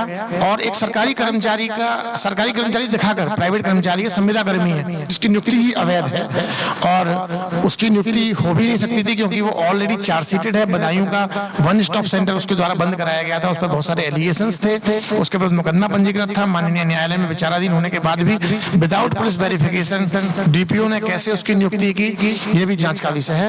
DPO की जांच के लिए मैंने एक पत्र शासन को लिखा है, और बहुत जल्द जिलाधिकारी महोदय को भी पत्र लिखा है, कप्तान महोदय को भी लिखा है। FIR की प्रार्थना भी मैंने SSP महोदय से की है कि DPO के विरुद्ध मुकदमा पंजीकृत कराया जाए, क्योंकि DPO ने वो नियुक्ति अवैध की है। एक 1 स्टॉप सेंटर पे अपनी साली को, जो कि 1 स्टॉप सेंटर वृंदावन में है, दूसरे 1 स्टॉप सेंटर पर एक अपनी पुरानी परिचित व्यक्तित्व को, जो कि नीतू सिंह नाम की महिला है, जिसने मेरे ऊपर IT एक्ट का मुकदमा लिखाया था। लेकिन उस IT एक्ट के बाद पुलिस ने साठ गांठ कर उस महिला से एक एप्लीकेशन ली, और उस पर तेजाब से हमला करने के मामले का एक एडिशनल धाराएं उसमें 3-4 बढ़ाई गई, जिससे कि मैं जेल चला जाऊं, और जेल जाने के बाद जेल में ही 1 महीने के आसपास मुझे जेल में रखने के बाद मेरी हत्या कर दी जाए, और उसको आत्महत्या दर्शाकर ये दिखा दिया जाए कि अशोक शर्मा ने तेजाब डालने के मामले में गिलानी हो गई, उसने आत्महत्या कर ली। ऐसा कुछ प्लान था पुलिस का, लेकिन वो विफल हो गया, क्योंकि परमपिता परमात्मा बहुत दयालु है। जब कोई अच्छा कार्य हम करते हैं तो परमात्मा उसमें मदद करता है। तो मैं परमपिता परमात्मा को धन्यवाद देते हुए एक मंत्र पाठ करूंगा, क्योंकि इस वेद के मंत्र ने ही मुझको बचाया है, और वेद के मंत्र अगर मैं नहीं बोलता तो शायद आज जेल में होता। तो मैं एक मंत्र आपको फिर सुनाता हूं। ओम स्वस्ति पंथा मनुचरेम सूर्या चंद्रमसाविव पुनर्ददता धनता जानता संगमे मही। इस राष्ट्र में एक सबके अंदर भावना होनी चाहिए। ओम सर्वे भवन्तु सुखिनः, सर्वे सन्तु निरामया, सर्वे भद्राणि पश्यन्तु माँ कश्चित दुख भाग भवेत्। अर्थात हे ईश सब सुखी हों, कोई दुखारी ना हो, सब हो निरोग भगवान, कोई भी संसार में दुखी ना हो, सब लोग सुखी रहें, ऐसा हमारा प्रयास है। और हम इसी प्रयास के अंतर्गत आज यहाँ बैठकर चर्चा कर रहे हैं, क्योंकि बहुत सारी घटनाएं निरंतर लगातार चल रही हैं, बहुत सारे फोन्स भी आ रहे हैं। तो आज मैं ज्यादा लाइव नहीं रहूंगा, केवल एक बात और बताऊंगा। जमानत के बाद उस थाने के एसओ को सस्पेंड कर दिया गया, क्योंकि उसने मेरा फोन मुझको दे दिया था। इससे भी कुछ काम नहीं चला। उसके बाद फिर मेरे विरुद्ध, मैंने बताया आपको, थाना कोतवाली में एक मुकदमा पंजीकृत हुआ, शाम को मेरे घर पे हमला हुआ। उससे पहले हेल्प करने की वजह से 14-15 की रात्रि को, 16 की रात्रि को मेरे घर पे हमला हुआ था, जिसमें कि एसओजी मथुरा, एसओजी आगरा और कोतवाली पुलिस, इसमें विशेष रूप से कोतवाल मथुरा विनोद बाबू मिश्रा और चौकी इंचार्ज कृष्णानगर विपिन तोमर, चौकी इंचार्ज बीएसए कॉलेज पवन चौहान और इनके साथ विभिन्न ड्रेस और बिना ड्रेस के लोग दोनों गेटों पर अचानक आए और मेरे घर पर रात को 12 बजे जिस प्रकार का हमला किया वो निश्चित रूप से निंदनीय है। उसकी जांच एसएसपी मथुरा को कराकर विभागीय कार्रवाई करनी चाहिए और मुकदमा भी पंजीकृत करना चाहिए। इतनी सारी घटनाएं लगातार क्रम में होती रही, तो मेरा मस्तिष्क ये काम कर रहा था, आखिर ये हो क्यों रहा है। कोई बताने को तैयार नहीं था क्यों हो रहा है। इतनी सारी घटनाएं, इतने सारे फर्जी मुकदमे मेरे साथ पंजीकृत हुए। उसके बाद एक घटना और 27 तारीख को मेरे घर के बाहर एक नोटिस चस्पा किया गया, जिसमें कि मुझे 5 धाराओं 5 मामलों में गुंडा एक्ट की कार्रवाई मेरे विरुद्ध की गई, जबकि उन मामलों में गुंडा एक्ट की कार्रवाई हो ही नहीं सकती। माननीय सर्वोच्च न्यायालय की गाइडलाइंस है, माननीय उच्च न्यायालय की गाइडलाइंस है। उन गाइडलाइंस को परे करते हुए जिलाधिकारी मथुरा के प्रतिनिधि अपर जिलाधिकारी प्रशासन के द्वारा यह कार्रवाई की गई, जो कि निंदनीय है। इसकी जांच की मांग मैं चीफ सेक्रेटरी यूपी से करता हूं कि चीफ सेक्रेटरी यूपी इसकी जांच कराएं। और इतने सारे घटनाक्रम हुए हैं, तो माननीय मुख्यमंत्री जी एक बात आप समझ लीजिए, फरसा बाबा हत्याकांड ने आपके लाखों वोट काट दिए हैं और इसके लिए जो जिम्मेदार है उसको आप सजा दीजिए।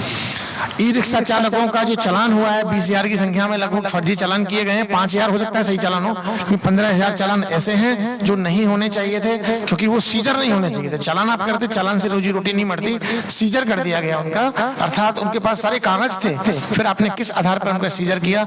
एमबी एक्ट का अनुपालन नहीं हुआ। इसकी शिकायत मैंने माननीय सर्वोच्च न्यायालय में पहले ही कर रखी थी, क्योंकि एक रिक्शे को छुड़ाने में लगभग 15 से 20,000 रुपए गरीब आदमी के समाप्त हो जाते हैं। उनसे पहले ही इतना पैसा वसूल किया जाता है कि वो आज कंगाली में रो रहे हैं, और जो आंसुओं से रोएगा वो आपको वोट देने वाला नहीं है। तो माननीय मुख्यमंत्री जी, ई रिक्शा की जो भी सीजर की कार्रवाई हुई है उन सब के विरुद्ध आप जो है जांच कराइए कि वो जो है फ्री छूटने चाहिए। आज भी बहुत सारे ई रिक्शे पार्किंगों में खड़े हैं, क्योंकि गरीब आदमी कानूनी प्रक्रिया नहीं जानता। कानूनी प्रक्रिया इतनी जटिल है कि पहले तो हम जैसे वकीलों के पास आकर उनको फीस देनी होती है, फिर बहुत बड़ी कोर्ट में उनका पैसा खर्च होता था, जिस पर कि मैंने शिकायत की है। क्योंकि चालान जो भुगतते हैं बेचारे वो बहुत कम पैसे में माफ हो जाता है, लेकिन जो लोक अदालत में चालान की धनराशि ली जाती है उसकी रसीद नहीं दी जाती। उसकी रसीद मिलने का प्रावधान होना चाहिए। तो मैं अनुरोध करूंगा हमारे उत्तर प्रदेश के जो भी एडमिनिस्ट्रेटिव जज हैं अपने मथुरा के, कि वो निर्देशित करें कि हैंड टू हैंड एक रसीद मिलनी चाहिए। जितना पैसा व्यक्ति जमा कर रहा है उसकी रसीद मिलने का प्रावधान होना चाहिए, और केवल एक चालान की जिम्मेदारी सिर्फ एक सीजीएम कोर्ट की है, उसको डिस्ट्रीब्यूट कर दिया जाए, क्योंकि इससे बहुत लोग परेशान हैं। केवल एक कोर्ट के पास काम ज्यादा है। जो परंपराएं पहले चली आ रही हैं उनमें सुधार की जरूरत है। न्यायिक सुधार के बिना न्याय मिलना असंभव है। और एक व्यक्ति जिसकी रोजी रोटी बंद है उससे पूछिए, जब कोई व्यक्ति सस्पेंड हो जाता है वो किस प्रकार का जीवन व्यतीत करता है, इसका आकलन खुद सरकारी कर्मचारी कर सकते हैं। और जो टर्मिनेट हो जाए उसकी स्थिति क्या होती है, और टर्मिनेट वाली स्थिति उनके साथ हुई है, और टर्मिनेट के बाद भी उन्हें पैसा खर्च करना पड़ रहा है, उनके बच्चे भूखे मर रहे हैं। ऐसी विधवाएं हैं जिनके पास पति नहीं है, बिना पति के अपना ई रिक्शा चलाती थी, उनके ई रिक्शे बंद हो गए।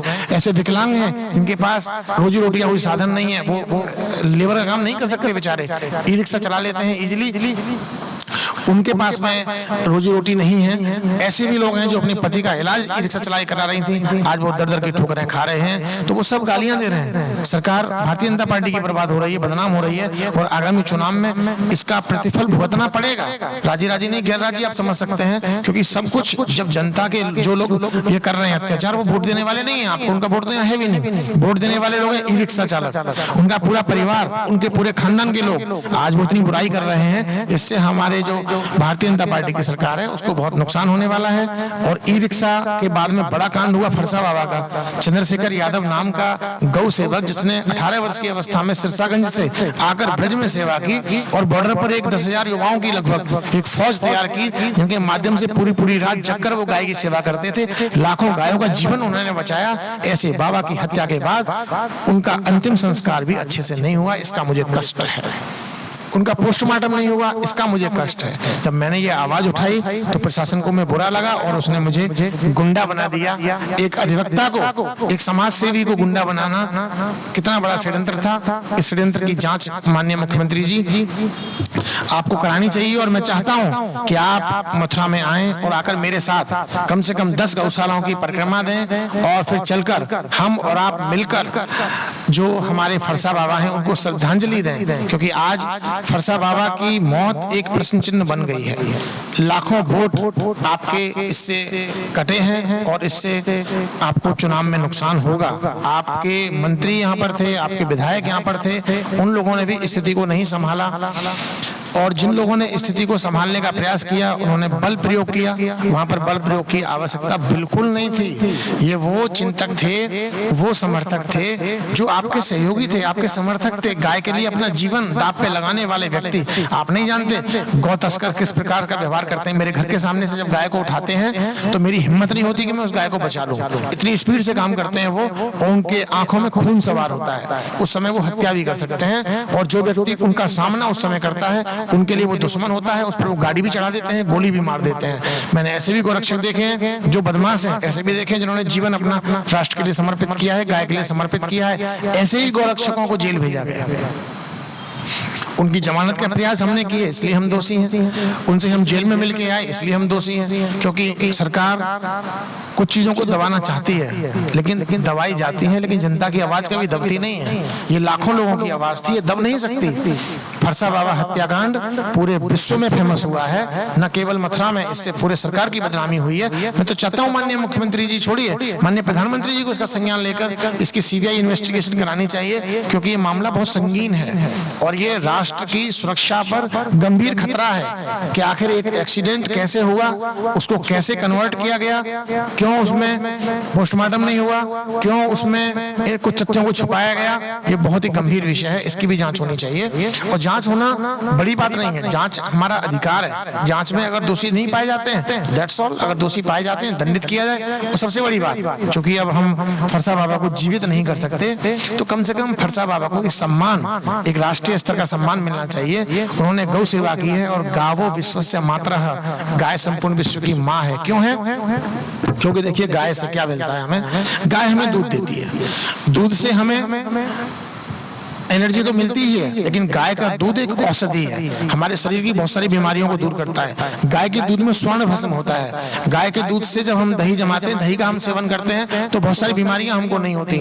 और अगर उस दही में हम उसको मथ के मठा निकाल लें धीमे धीमे, आजकल मशीन चल रही है, मशीन का मठा इतना अच्छा नहीं होता, अगर हम मथ के धीमे धीमे निकालें, जैसे कान्हा जी जो खाते थे मक्खन वो वाला निकालें तो शरीर के लिए बड़ा अच्छा होता है। वो हमें खाना चाहिए और उस मठा को पीना चाहिए। मठा में अगर हमने बासी रोटी डाल दी तो वो हमें एक औषधि का काम करती है। बासी रोटी भी मठा में डाल के हमको खानी चाहिए, लेकिन आज परंपराएं बदल गई हैं। हम बस बुसी हुई पिज्जा 3-3 महीने पुराना खा लेते हैं, ब्रेड 2-2 महीने पुराने खा लेते हैं, लेकिन बासी रोटी मठा में डालकर नहीं खाते। हमारे बच्चों की जो फीलिंग्स हैं वो चेंज हो गई हैं। आज बच्चे सब बीमार हैं, इसका भी एक कारण ये है कि हमने गाय का पालन छोड़ दिया। गाय का दूध, दही और फिर घी तो बहुत सारी औषधि है। डॉक्टर मना करते हैं घी मत खाओ, तो चाहते हैं लोग बीमार हो। अरे घी ऐसी औषधि है जो सीधा हमारे मस्तिष्क को इफेक्ट डालती है। मेरे पढ़ाए हुए बहुत सारे बच्चे हैं जो देश के विभिन्न कोने में विभिन्न पदों पर हैं, लेकिन जिन बच्चों ने गाय का दूध पिया है वो बड़े पदों पर हैं, और जिन बच्चों ने गाय का दूध पीकर बड़ा कार्य किया है वो मुझे आज भी कहते हैं कि सर ये सब कुछ गाय के दूध की बदौलत हुआ है, गाय के घी से हमने अपना जीवन संजोया है। और मैं देखता हूँ डॉक्टर कृष्ण गोपाल जी यहाँ ब्रज में एक गाय के ब्रीड पर काम कर रहे हैं, तो जो ब्रीड आज बचनी चाहिए वो हासानंद गौशाला में है और बहुत जल्द जल्द हम हसनंद गौशाला में संगीत सुनाएंगे। अभी मेरी कुछ दिन पहले बात हुई थी, 2 दिन पहले वाइस चांसलर थे हमारे यहाँ पाठक जी, KML पाठक जी, जो कि विश्वविद्यालय में, यहाँ जो वेटनरी विश्वविद्यालय उसके वाइस चांसलर हैं, वर्तमान में वो सेक्रेटरी हैं हसनंद गौशाला के। तो उन्होंने अनुमति प्रदान कर दी है कि आप हमारी गायों को संगीत सुनाइए। तो मैं बहुत जल्द एक संगीत की टीम ले जाकर गायों को संगीत सुनाने वाला हूँ। और गाय संगीत सुनने में बहुत खुश होती है। आप अगर चाहें तो इसका प्रैक्टिकल कर सकते हैं। जिनके घर में वाद्य यंत्र नहीं है वो गाय को संगीत सुनाए। मैंने एक आज भजन लाइव किया है, उस भजन को सब लोग डाउनलोड कर लें, उस भजन को अपने घरों में गाना शुरू करें, उस भजन को अपनी गाय को सुनाना शुरू करें, तो गाय भी आनंदित होकर आपको दूध देगी। और गाय जब आनंदित होकर दूध देती है तो वो प्रसन्न होकर, जैसे अपने बछड़े को, उसके बछड़े को दूध पिलाना चाहिए, एक थन हमें बछड़े को पिलाना चाहिए। अब हमने क्या किया, बछड़े को अलग कर दिया, बछड़े को मार देते हैं। नहीं, गाय के वैसे रियल में तो 2 थन बछड़े के होते हैं, 2 थन हमारे हैं। 2 थन का दूध हमें गाय के बछड़े को या बछिया को पिलाना चाहिए। और 2 थन में जो बचे, अर्थात पुष्ट होने के बाद, खुश होने के बाद जब गाय हमें दूध देती है, उसके अंदर इतने सारे गुण होते हैं जो अमृत के समान हैं। उनका सेवन हमको करना चाहिए। गाय सूर्य से स्वर्ण भस्म प्राप्त करती है और दूध में मिला के हमको देती है। गाय जंगल में जब चरने जाती है तो विभिन्न औषधियों को खाकर आती है, उस औषधियों का सार वो हमें दूध में देती है। गाय के मूत्र से भी हमको लाभ है, गाय के गोबर से भी हमको लाभ है। गाय के गोबर की लिपाई करने के बाद उस स्थान पर अगर हम बैठेंगे तो नेगेटिव एनर्जी नहीं आएगी। मेरे ऐसे गुस्सा वाले लोग अगर गाय के संग रहने लगे तो गुस्सा भी खत्म हो जाएगा। मेरा गुस्सा भी लाजमी है, ऐसा नहीं है कि मेरा गुस्सा ऐसे ही है। ये 35 साल की साधना के बाद भी अगर गुस्सा है तो निश्चित रूप से वो राष्ट्र के लिए है, गाय के लिए है, देश के लिए है। और देश के अंदर जो भ्रष्टाचार है उसका जो कष्ट है, ये उस कष्ट का गुस्सा है। नहीं, मैं भी शांतिपूर्वक जीवन जी सकता हूँ। मेरे परिवार के लोग डिस्टर्ब रहते हैं, भाई डिस्टर्ब, पत्नी डिस्टर्ब, बच्चे डिस्टर्ब, फिर भी मैं हंसता रहता हूँ, क्योंकि मैं जानता हूँ मैंने राष्ट्र को समझा है, सिर्फ परिवार को नहीं समझा। और इसीलिए मैं चाहता हूँ कि आप सब लोग राष्ट्र को समझें। अब हम बात करते हैं इस कथा की, क्योंकि आज तो कथा पे ज्यादा डिस्कशन हो ही नहीं पाया। धर्म का आईना, एक घटना अनेक प्रश्न।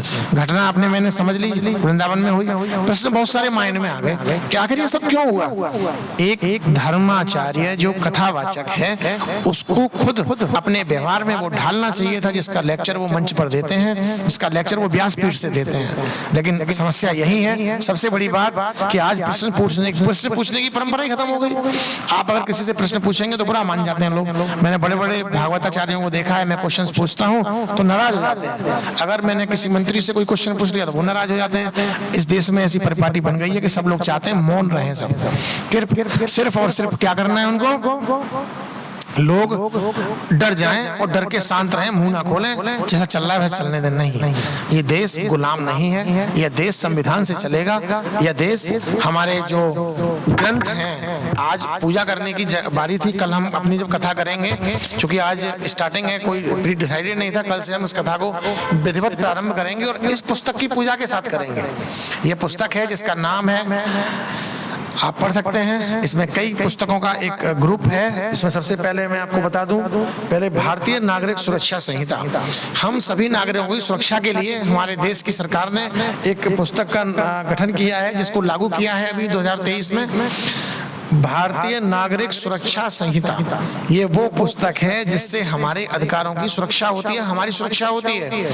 फिर है भारतीय न्याय संहिता, अगर हमारे संग कोई अत्याचार, कोई घटना होती है तो इसके अंदर दंड का प्रावधान है। जैसे कि मेरे साथ में जो घटनाएं हुई हैं वो सब अपराध की श्रेणी में आते हैं, तो उन अपराधों के लिए क्या क्या सजा है वो हमें पढ़नी चाहिए।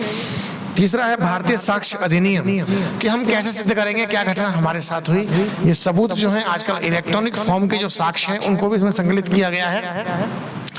इलेक्ट्रॉनिक फॉर्म के साक्ष्य संकलित होने से बहुत बड़ी चीज है कि सारी घटनाएं इजीली खुल जाती हैं। आज वो नहीं है कि किसी का मर्डर हुआ पता नहीं चलेगा। अब देखिए मेरा अपहरण हुआ है तो सब कुछ जानकारी हो जाएगी, क्योंकि इलेक्ट्रॉनिक साक्ष्य नष्ट नहीं होंगे, वो हमेशा रहते हैं और उसको कभी भी सरकार निकाल सकती है। तो ये मामले सामान्य नहीं है, बड़े मामले हैं। और इन मामलों में मैं आपको बता दूं कि आने वाले समय में बहुत जल्दी आप देखेंगे कि परमपिता परमात्मा ऐसी व्यवस्था इस भारत देश में करेगा कि भारत देश के अंदर चारों तरफ सुख शांति होगी, होगी, क्योंकि इसका एक नया मैं सुझाव देता हूं माननीय गृह मंत्री जी को। गृह मंत्री जी, आपने बहुत अच्छा किया, भारतीय नागरिक सुरक्षा संहिता BNSS बना दिया आपने, BNS बना दी। भारतीय साक्ष्य अधिनियम तो पहले से था ही था, लेकिन उसमें आपने कुछ चेंजेस करके उसको 2023 कर दिया। जो पहले भारतीय साक्ष्य अधिनियम 1872 था, यानी कि आजादी से पहले के कानून से हम अब तक न्याय प्राप्त कर रहे थे। जो CRPC थी वो 1973 में बनी थी, और भारतीय दंड संहिता 1860 में बनी थी, और भारतीय साक्ष्य अधिनियम 1872 में बना था। इन तीनों को समाप्त करके नई लागू की, इसके लिए मैं गृह मंत्री जी को धन्यवाद दूंगा। लेकिन साथ में एक अनुरोध करूंगा, और मेरी मांग भी है, और मैं सर्वोच्च न्यायालय के मुख्य न्यायाधीश महोदय से अनुरोध करूंगा कि मेरी इस कटिंग को, मेरी प्रार्थना मानते हुए आप निर्देशित करें भारत सरकार को कि जैसे आपने अच्छे अच्छे नियम बनाए, एक नियम और बनाए कि जैसे ही FIR दर्ज हो, वादी और प्रतिवादी दोनों को आधार कार्ड के आधार पर OTP जनरेट करके एक ID पासवर्ड दे दें, और उनके कथन वीडियो फॉर्म में और लिखित रूप में अपलोड करने और साक्ष्य करने की पावर और दे दें। और IO जिस जनपद में FIR दर्ज हो उसका नहीं होना चाहिए, वो उन दोनों साक्ष्य के आधार पर, जैसे इनकम टैक्स में केस की हियरिंग होती है, इस प्रकार से देश के किसी भी जगह पर वो केस ट्रांसफर हो जाए, वहां विवेचना होकर आए, IO जांच करे, और जांच के आधार पर अपने टिप्पणी करते हुए सीधे कोर्ट को प्रेषित करे। उसी एविडेंस को कोर्ट में माना जाए, और कोर्ट चाहे तो ऑनलाइन उनका परीक्षण कर ले। जरूरी नहीं है कि सबको बुलाकर ही कोर्ट के अंदर सारे कार्य किए जाएं।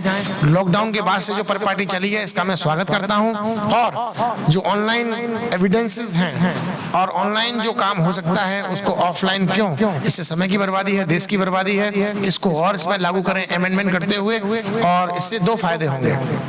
एक तो भ्रष्टाचार खत्म हो जाएगा, पुलिस का बहुत बड़ा भ्रष्टाचार जो है, जैसे कि हमने कोई साक्ष्य दिया, आज मेरे पास ये सबूत है कि भाई मैं नोएडा में था, लेकिन मेरे खिलाफ मुकदमा मथुरा में लिख गया, लेकिन इसको IO लगाएंगे नहीं, मैं SSP को दूंगा तब भी नहीं लगाएंगे, अगर मैं पोस्ट से भेजूंगा तब भी नहीं लगाएंगे, मैं उनको खुद दे के आऊंगा तब भी नहीं लगाएंगे। हाँ, अगर मैं उन्हें 5 लाख रुपए दूंगा और ये कागज दूंगा तो वो लगा देंगे, और उसके बाद उस मुकदमे को खत्म भी कर देंगे। लेकिन अगर मैं पैसा नहीं देता हूँ, मेरा प्रतिद्वंदी, भाई शास्त्री जी ने तो बहुत पैसा कमाया, कहते हैं कि 10,000 करोड़ की प्रॉपर्टी उनके पास है, तो वो तो पैसा दे देंगे, थोड़ा बहुत खर्च कर देंगे। मैं तो 1 रुपया भी देने वाला नहीं हूँ IO को, लेकिन मेरे पास एविडेंस है। लेकिन इन एविडेंस को मैं कैसे लगाऊं, इसका प्रावधान करने का कष्ट करें, जिससे कि 2 फायदे होंगे। चोरी खत्म हो जाएगी, डकैती खत्म हो जाएगी, और फर्जी मुकदमा कोई दर्ज कराता है तो उसके विरुद्ध जो कार्रवाई होनी चाहिए वो भी दर्ज होनी चाहिए।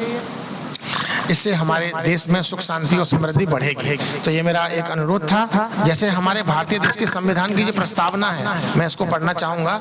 जो हमारा भारत देश है उसके कुछ लाइन में पढ़ूंगा, आज पूरा नहीं पढ़ूंगा प्रस्तावना।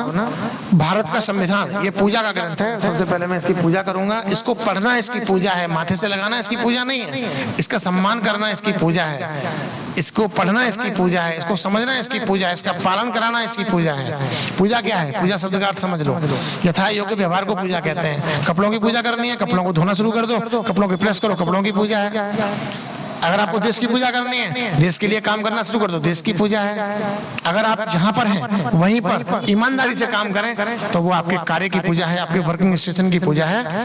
तो भारत के लोग भारत को एक संपूर्ण प्रभुत्व संपन्न लोकतंत्रात्मक गणराज्य के लिए तथा उसके समस्त नागरिकों को सामाजिक, आर्थिक और राजनीतिक न्याय, विचार, अभिव्यक्ति, विश्वास, धर्म और उपासना की स्वतंत्रता, प्रतिष्ठा और अवसर की समता प्राप्त करने के लिए तथा उन सब में व्यक्ति की गरिमा और राष्ट्र की एकता सुनिश्चित करने वाली बंधुता बढ़ाने के लिए दृढ़ संकल्प होकर अपनी इस संविधान सभा में आज तारीख 26 नवंबर 1949 ईस्वी को, जिसमें हिंदी की तिथि भी दर्शित की गई है, मिति मार्गशीर्ष शुक्ला सप्तमी संवत 2006 विक्रमी को एतद द्वारा इस संविधान को अंगीकृत, अधिनियमित और आत्मार्पित करते हैं। कितनी अच्छी भाषा में हमारे इस देश के संविधान की जो प्रस्तावना है उसको लिखा गया है। अब इसके मूल में आप जाएंगे ना तो लेक्चर कम पड़ जाएगा, आज समय का अभाव है, पहला दिन था कथा का, तो अगले दिन हम इस प्रस्तावना को विस्तार से आपको बताएंगे और संविधान की पूजा कैसे की जाती है इसके विषय में भी आपको बताएंगे। और मैं आपको बता दूं कि बहुत सारी छोटी छोटी चीजें, जैसे कभी कोई घटना होती है तो आप घर में बैठ जाते हैं, मौन नहीं रहना है, तत्काल उसका एक वीडियो बनाइए। सबके पास आजकल फोन रहता है, कहीं भी कोई भी घटना हो रही है, अगर आप कुछ भी नहीं कर सकते सकते तो उसका एक वीडियो बना लो, उसको सोशल मीडिया पे डाल दो। ये सबसे बड़ी हेल्प है आपकी। और दूसरा एक काम आपको और करना है, कहीं आपने कोई घटना देखी 112 कॉल करिए। ये अखिलेश यादव जी ने एक बड़ा अच्छा काम किया था, उन्होंने 112 उसको 100 के नाम से उन्होंने लॉन्च किया था, जो आज तक चल रही है। माननीय योगी जी ने उसका नाम चेंज करके 112 कर दिया। लेकिन ये जो कार्य किया था अखिलेश जी ने, इसमें और सुधार की जरूरत थी। आजकल उसमें भी कमी आ गई है, उसको लाइव वीडियो से कनेक्ट कर दीजिए। जहां भी वो जाएं लाइव वीडियो चलना चाहिए, उसकी स्टोरेज सीधे कंट्रोल रूम में हो, और उसकी समीक्षा डीजीपी को करनी चाहिए, क्योंकि अभी उनमें भी कमी आ गई है, वहां भी कुछ भ्रष्टाचार होने लगा है। वो लोग पैसा लेके सारी चीजों को छोड़ देते हैं, मन करता है अपलोड करते हैं, मन करता है अपलोड नहीं करते हैं, जहां उन्हें लगता है कि कोई मामला ऐसा है जिसमें कोई फंस जाएगा। लेकिन देखो, यहाँ समानता का अधिकार है। अगर कोई व्यक्ति चाहे पुलिस का हो चाहे सामान्य हो, गलत करता है तो उसको फंसना चाहिए। अगर मैं वकील हूँ, मैं भी गलत करता हूँ तो मुझे भी जेल जाना चाहिए।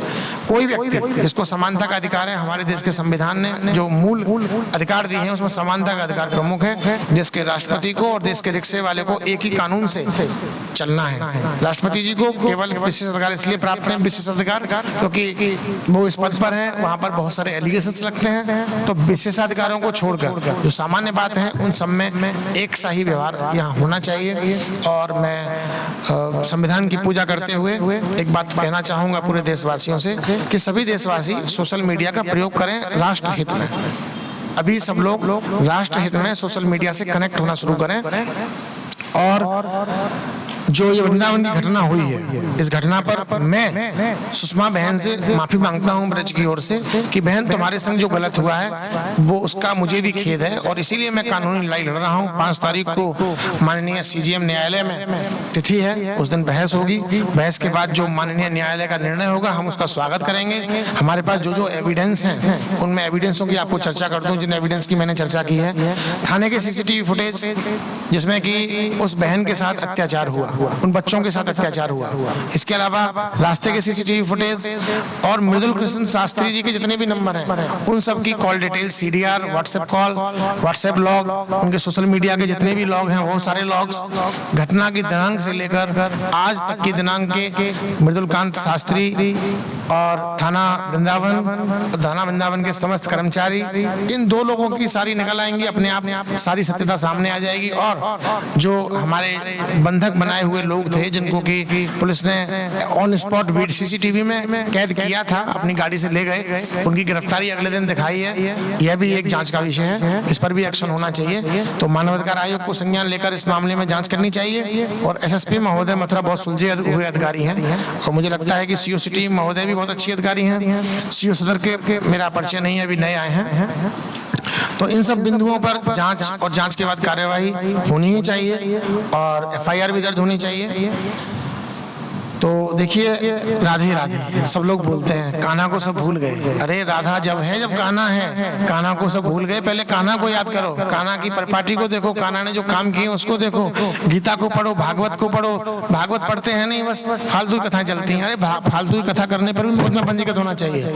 लोगों को बहका रहे हैं आप लोग। वास्तविकता में संस्कृत के धर्म ग्रंथों को पढ़ने के बाद व्यासपीठ पर बैठने का अधिकार मिलना चाहिए। जिसको संस्कृत व्याकरण नहीं आती वो व्यासपीठ पर बैठने का अधिकारी नहीं है। मैं ये साफ कहता हूँ, वृंदावन के सभी कथावाचक इस बात ध्यान रखें कि जिनको संस्कृत व्याकरण आती है वही कथा कहने के लिए व्यासपीठ पर चढ़े, वरना चाणक्य एक आंदोलन करेगा और विधिक कार्रवाई आपके विरुद्ध की जाएगी। जो फर्जी कथा कहने वाले हैं वो सब सावधान हो जाएं। और मैं आपसे साफ कह रहा हूं, जो फर्जी कथावाचक हैं वो देश की अस्मिता अखंडता को बर्बाद ना करें।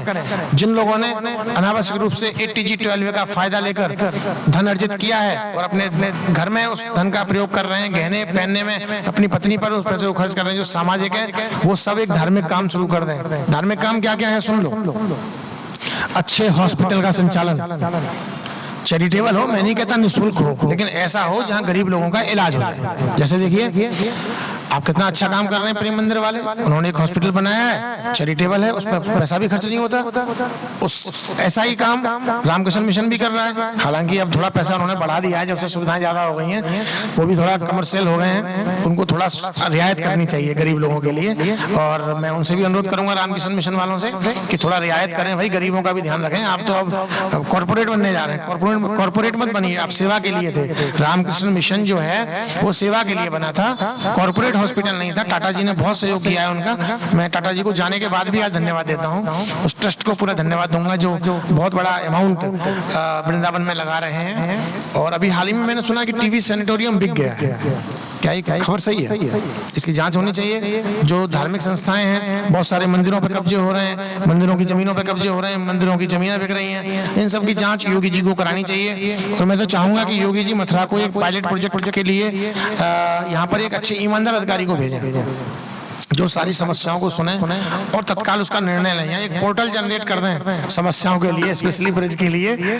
मैं चाहता हूं कि ब्रज के भूमाफियाओं की समस्याओं के निराकरण के लिए जैसे उन्होंने एक पोर्टल जनरेट किया हुआ है, ऐसा ही एक प्रॉपर अधिकारियों के लिए एक पोर्टल जनरेट किया जाए। जो अधिकारी करप्ट है उसका रजिस्ट्रेशन वहां करने की व्यवस्था हो और नाम को छुपा लिया जाए। वरना जैसे मेरे घर पर अटैक हुआ है, ऐसे क्षमता हर एक के अंदर नहीं है। उसको उसका नाम गुप्त रखा जाए और नाम गुप्त रख के जांच हो, और अगर दोषी पाया जाए तो अधिकारी को हटा दो, वरना उस व्यक्ति को फांसी की सजा का प्रावधान होना चाहिए जो शिकायत करे।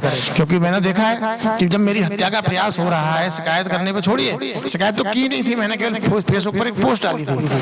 जब मेरे संग ऐसी घटना हुई है तो कम से कम उसमें ये होना चाहिए कि जो शिकायत करे उसे फांसी की सजा हो, और जो दोषी मिले उसे इनाम मिलना चाहिए, राष्ट्रीय पुरस्कार। ऐसा चाहते हैं हमारे जिले के अधिकारी। तो माननीय योगी जी ऐसा मत होने दो, इससे साख खराब हो रही है पूरे देश में। तो राधे राधे नहीं बोलूंगा, मैं बोलूंगा जय श्री कृष्णा। जय श्री कृष्णा के बाद फिर मैं राधे राधे बोल सकता हूं, लेकिन पहले मैं जय श्री कृष्णा बोलूंगा। भगवान श्री कृष्ण जो योग के 8 अंग यम नियम आसन प्राणायाम प्रत्याहार धारणा ध्यान और समाधि को अपने जीवन में उतारने के बाद 48 वर्ष तक संदीपनी मुनि के आश्रम में पढ़े, उनको आज लोगों ने छिछोरा बना दिया है।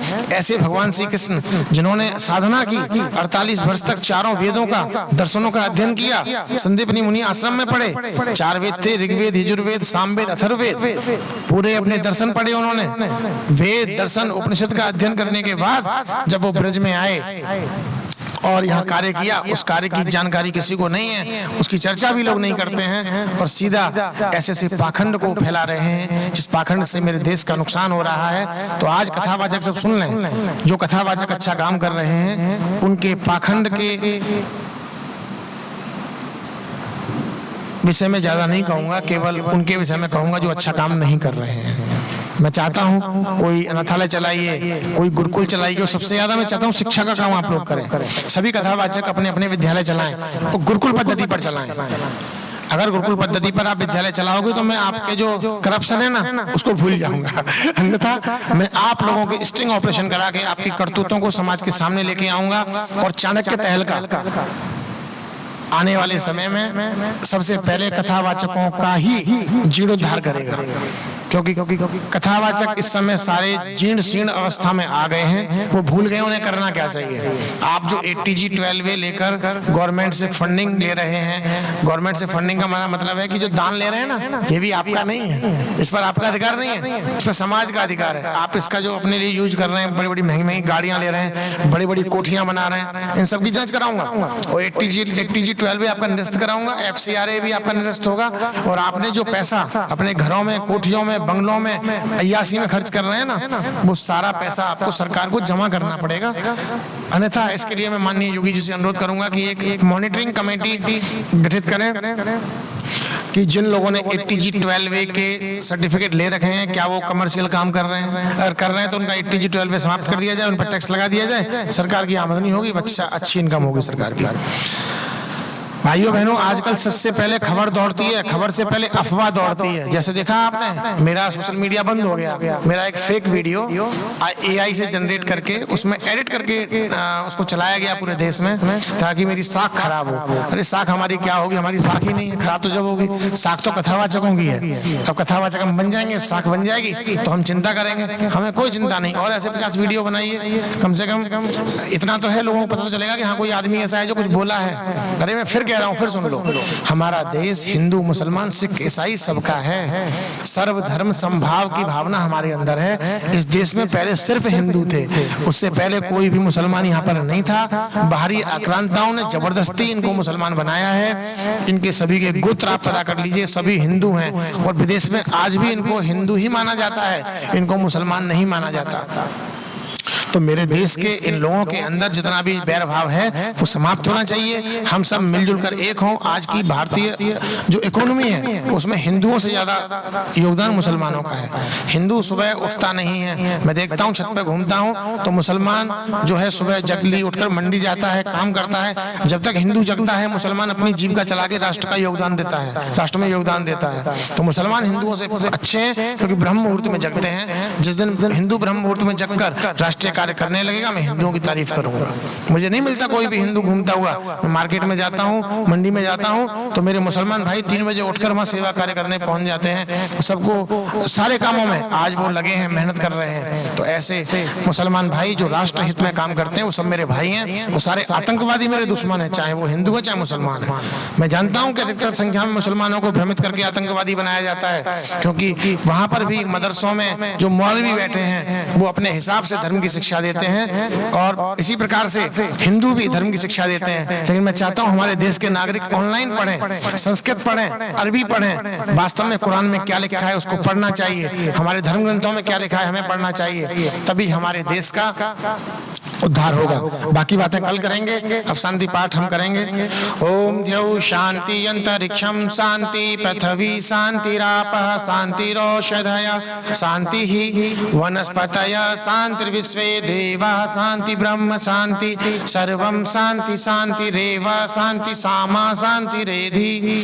बोलो महर्षि स्वामी दयानंद की जय, गुरु विद्यानंद महाराज की जय, मर्यादा पुरुषोत्तम श्री रामचंद्र की जय, योगीराज श्री कृष्ण की जय, जगत जननी भारत माता की, क्योंकि भारत माता है तो सब है, जगत जननी भारत माता की जय।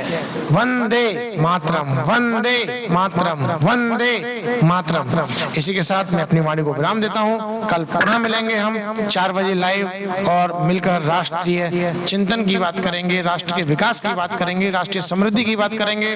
तब तक के लिए आप सभी को वंदे मातरम, जय हिंद, नमस्ते जी। रेस्टिंग हो गई शायद उनकी।